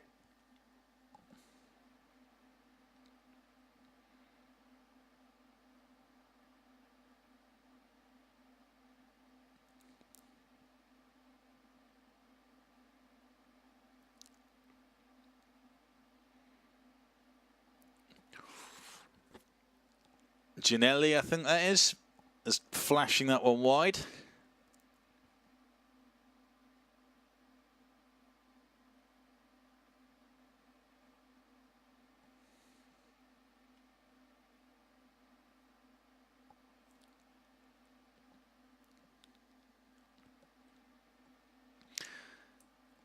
Out the Chong got a gash in his upper leg, but didn't even get the orange injury symbol, so not too worried about that. Skarmston mops up at the back. Wing. Oh, nice bit of Berbatov-esque touch to bring that one down. Running out of room.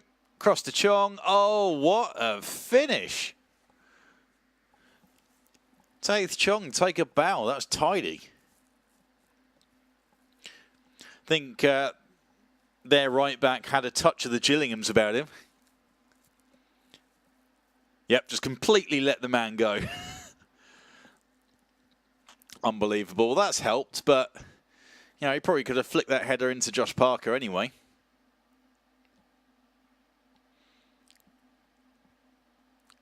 Max Emma doesn't get caught in behind, which is nice to see.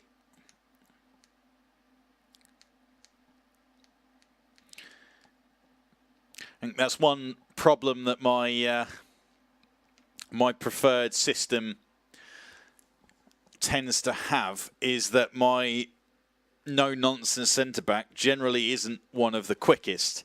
So I need to have a second centre-back that is perhaps a little quicker to cover in behind. It's no different to what happens on the regular. I mean, when John Terry lost a yard of pace, they signed Gary Cahill and put him alongside him to cover him, which is fine. You know, it's something that you can deal with. And, you know, if you're dealing down at League One level, either the strikers don't have the pace to get in behind anyway, or they are quick but haven't necessarily got the best touch or control or finishing ability. Because if they had that and the pace to get in behind and really worry a defence, then they probably wouldn't be playing in League One. So there you go.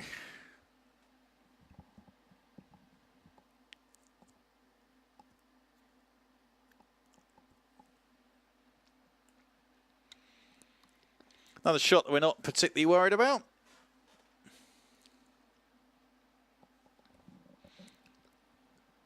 This goes and flashes wide, which is absolutely fine.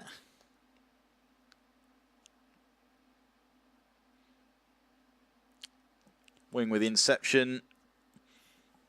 Mopping it up, nice and easy. Chance for Parker, who's got the pace to get in behind. Can he finish? Is that I was thinking, yeah, I'm glad that got saved. A little embarrassing otherwise. Lacey mopping up. Filling in for the time being until we get club captain Zakuani back.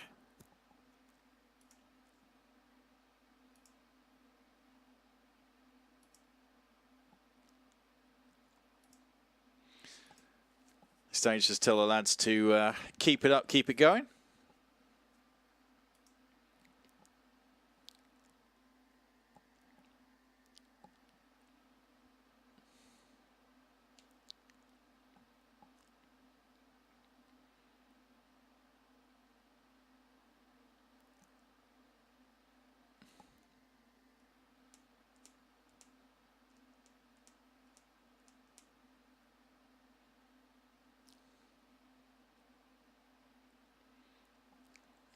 Someone's highly catching practice. He's quite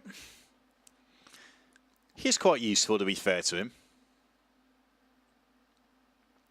I think his height and his ability in the air are all super useful. Good stopper as well. Into Parker. Oh, okay, that's a crisp finish. Good link-up play from Chong and Parker.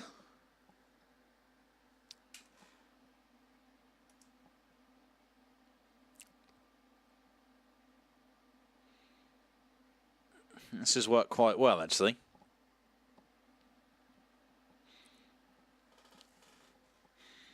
What I think about, maybe Tommy's would be more useful in a 4-4-2 with someone alongside him.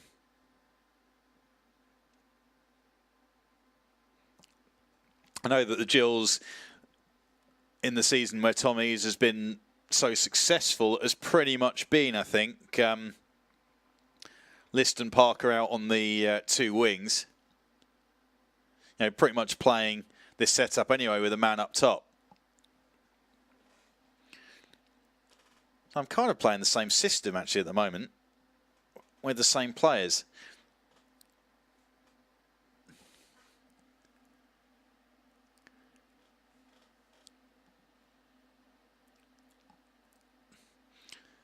I think as we've got a bit of a cushion and he took a bit of a knock, I will take Chong off and then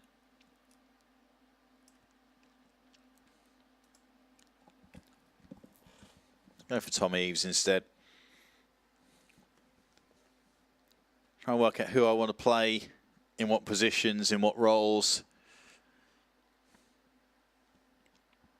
Might just have to be a horses for courses thing. Have a look at who the team is that we're up against and which players may be going to cause them the most problems.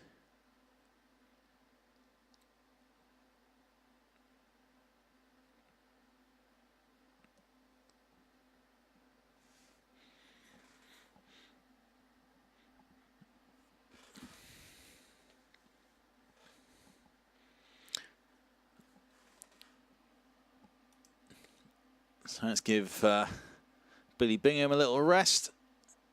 Okay, up on the old screen. For Oldacre after his missed penalty in the shootout.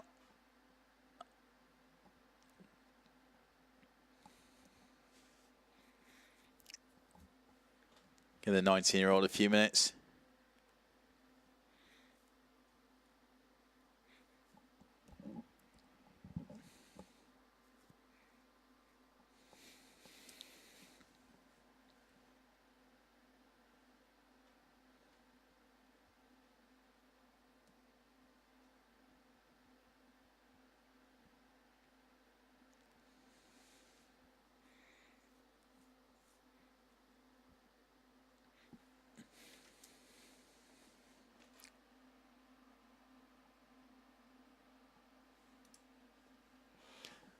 Parker going for the worldie. Tries to get top bins. Doesn't quite work out that way.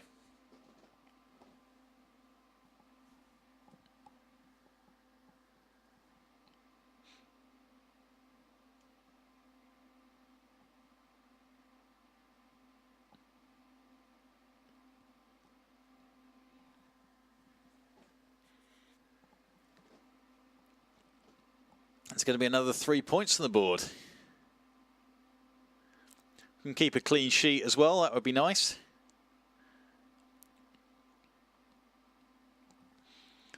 Rather hopeful ball from Tom Eaves into the channel.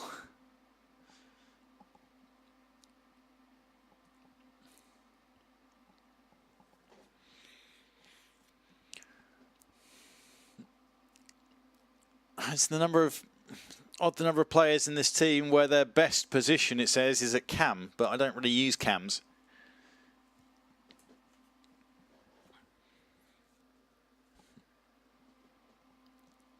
Because I look at what they bring to the table, and they're not necessarily what I'd want a cam to do anyway.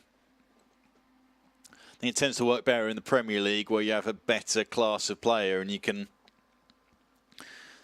rely on your striker to be able to do a little more with the ball if needs be. It tends to work quite well if you've got a player that can finish and can do a bit with the ball and has a bit of pace and can hold it up and win some headers. But otherwise, you sometimes need your two strikers to help each other out. 8 days to 2 weeks with a gashed upper leg. And we didn't even get an injury symbol. Well, that's a shame. Could have done without that. Coventry have been a mess for years, I think, with their finances and who owns their stadium and all kinds of stuff. So, you can expect 3 points there. As for Sunderland, well, they've certainly got a lot more money in the bank than we have.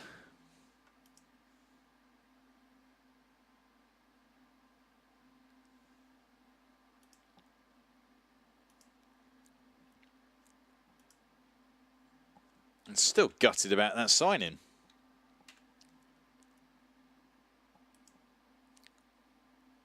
$450. Ah.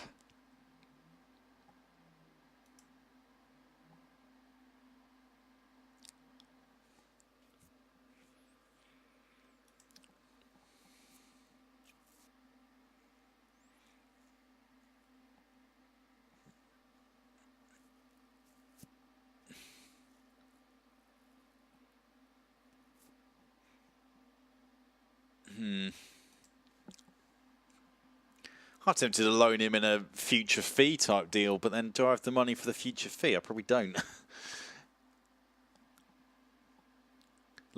Just League One problems.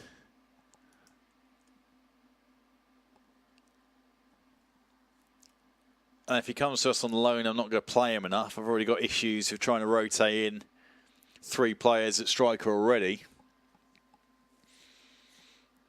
who've all proven they can do a job there. Elliot List resumes full training. Zakuani back in 1 to 4 days. Dean Parrott 2 to 4 weeks. He's going to be useful in midfield. Luke O'Neill is going to be useful at right back. Mark Burns 6 days to 3 weeks. Need him back in the hole. Valerie back in 6 to 10 days. Okay, so we're starting to get somewhere.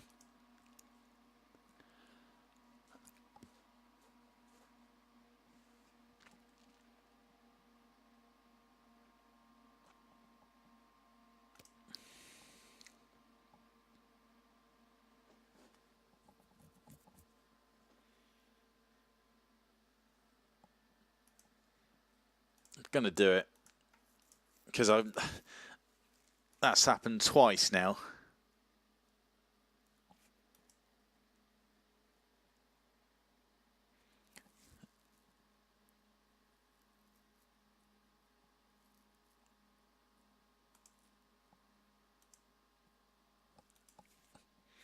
All right, so let's see what we've got here then.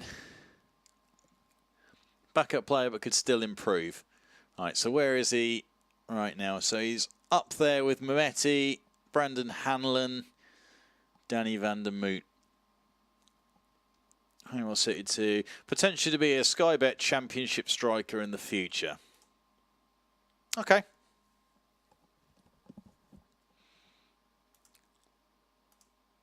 That's fine. And then most importantly,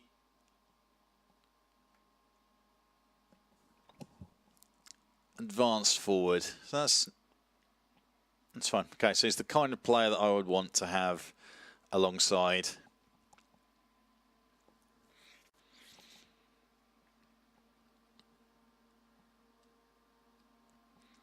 alongside a big man next season.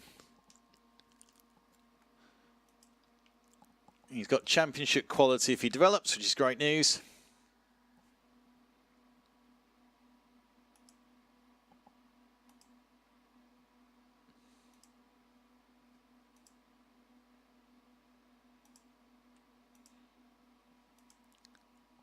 He's already a highly influential player as well, which is interesting.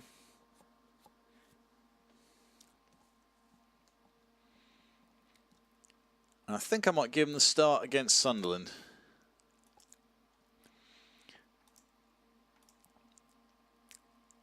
In the hope that I'm going to be some way vindicated. Let's have a look at their squad just quickly, as this is going to be my the last game that I do today. Or stream for a couple of hours. I'll probably do a bit more tomorrow, so keep it locked to my social media at mcrossy12, and I'll update you. So they've got Brian Oviedo, who's Brian Oviedo. I mean, he's probably 34 now, 34, 35. No, he's 28. Brian Oviedo, 28, playing in unbelievable. Like Reece James, who was talked about as a potential player for the future. John McLaughlin, the big Scot, who I had at Bradford, I think, in a previous series a few years ago. Aidan McGeady. Yeah, they've got quite a dangerous little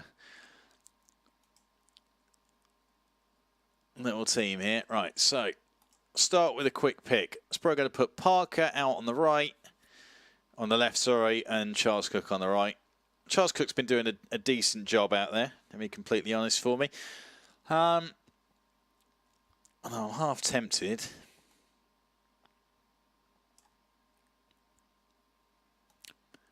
Gonna do that. I'm gonna put Elliot List out there, because List and Parker play together quite regularly for the team. It's going to be an upgrade in terms of the roll ability. We've got a more out-and-out winger for a start compared to Charles Cook, who has done well, to be fair to him, but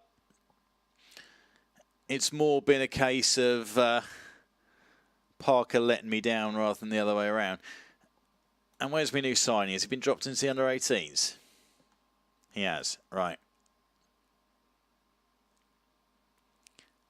So let's get you... Why do I not remember how to do this? Come on, move to senior squad. Here we go.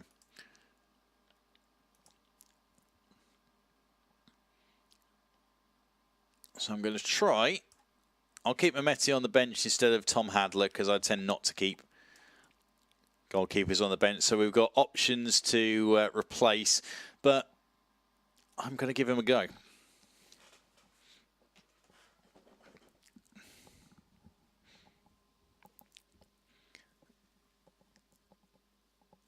I feel like this is a kind of a ridiculous thing that I've done here, signing someone blind, but I feel like if I'd done that with Sarach, who I'd researched a little more and knew more about, and considering how cheap the wages were going to be, that would have been a better pickup, I think. And then, well, wouldn't be at the level of starting for me right now.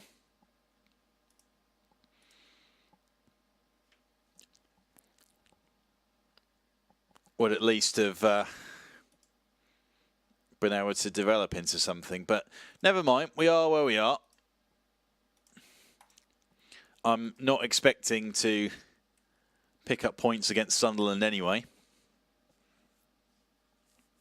So if we do happen to, it's a bonus.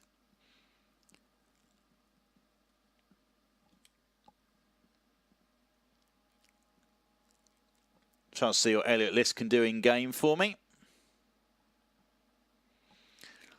Still waiting for a few players to come back from injury as well. Oh, okay, interesting. But I think we're probably going to strengthen in maybe, well, considering that Jan Valery will slot back into right back, we are, in the next couple of games, going to have strengthened in 3 positions.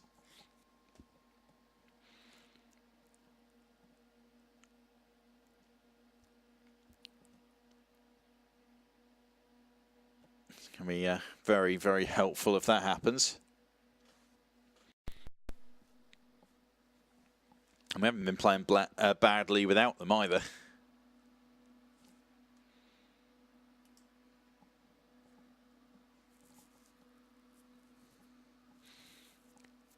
Considering two of those players are in the defensive end, I'm fairly impressed with how things have gone. And Billy Bingham, who will maybe slot out for Parrott. Going to see how that goes anyway. Has been effective, scored 2 goals in a previous game, of course.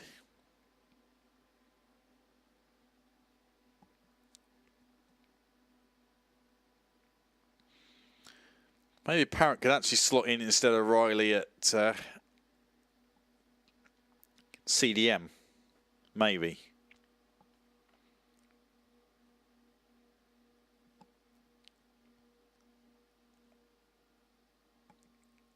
Certainly something I can think about. But we got to half-time. Nothing particularly interesting happening.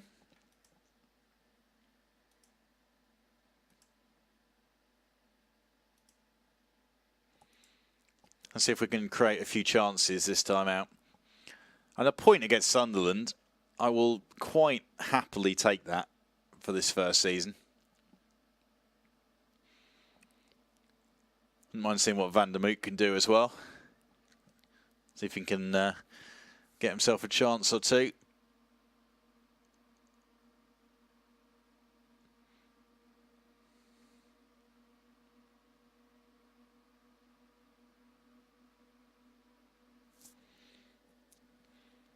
Header one at the back post.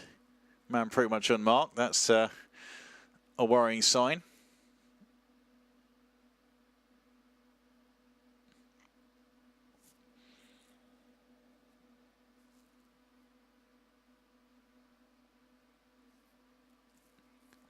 So our new signings just pushed someone.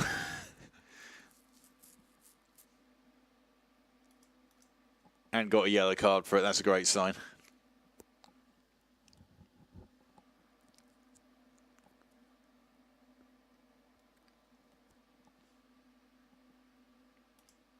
Okay, I think we can say that experiment hasn't worked, but I'll come back to it at another point. Let's get Mehmeti on.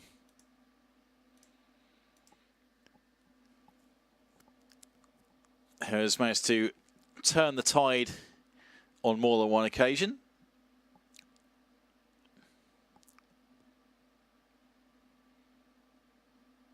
Oh, okay. Max Power with probably one of the best names in League One. Tidy little finish there as well.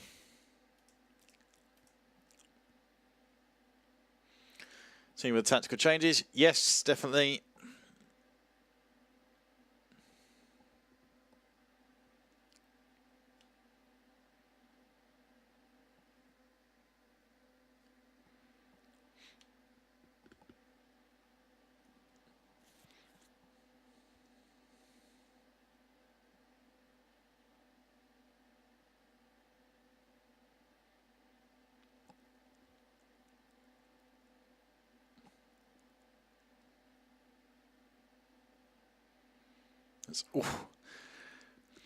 Max Power nearly max powered one top bins again. Crazy.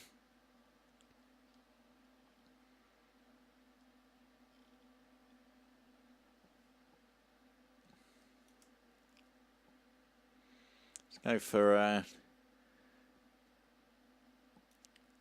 Stevenson as a wing who hasn't really done anything this game. No one's really done anything this game.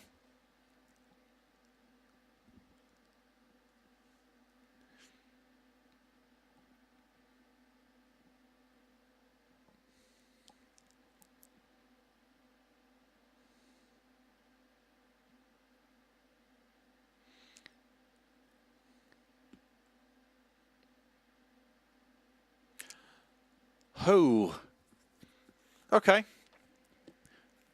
So Sunderland only score worldies by the looks of things.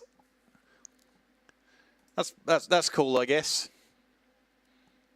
suppose if you're going to concede anything, then that may as well be the manner for it.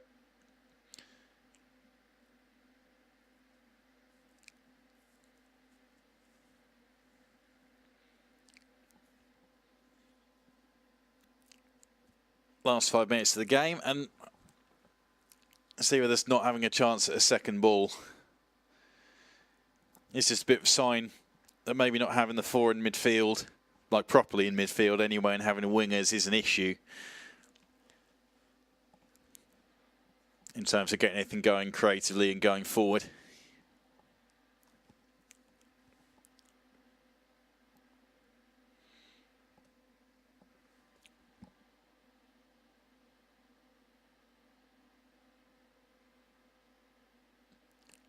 And Messi just beats the man.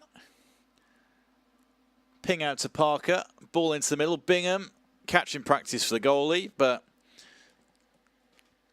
a little flash or a chance right at the end of the game. Goal for pride, maybe. Oviedo whips one in. Lacey more than equal to that. Parker certainly not a defensive header away.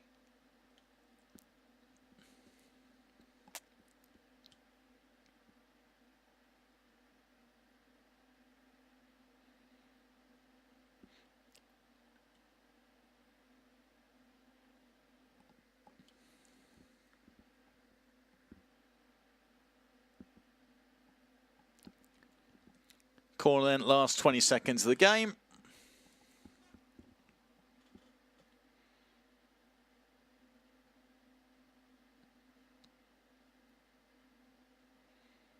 And to Bingham, he lashes one high and wide. And that is the end of that. Okay, fair enough. Well, let's have a little, let's get through this anyway.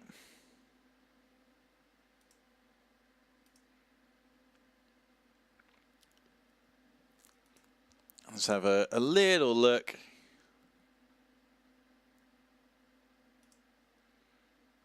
at how things are going in the league. 14th in Sky Bet League 1. So our goal is mid-table. We are currently at mid-table. 2 wins, 2 losses. The losses were against Sunderland, which is expected as they rocket the table as a result. And in our opening game, which I can't remember who we played in the opening game, but we probably shouldn't have lost that one. A couple of silly, scrappy goals from players that I'm not that convinced about and potentially need to address going forward. But other than that, fairly convincing, well, not convincing stuff, but I'm not worried about our chances of getting a mid-table finish, and that will buy me time to develop and get the players that I want, start to do the scouting I need for the team that I want to lead us on with for the coming seasons. I don't think Gillingham are going to go much past the Championship, no matter how long this series runs on for. I don't see us being a Premier League side. We just won't have the money available to even compete. The Championship is so competitive, but maybe we can have a bunch of players that we like, that we see develop, that can press on and get a few characters, and maybe we can go back to how the Gills used to be when I had my season ticket, punching above our weight mid-table in the Championship. That's going to be the goal in the next couple of seasons. Thank you very much for joining me. I will try and do a bit more maybe tomorrow before we get into the weekend, but keep it locked to my social media at mcrossy12 on Twitter, and I will keep you updated as and when I'm going to be streaming next. Until then, thank you very much for watching, and I will catch you next time.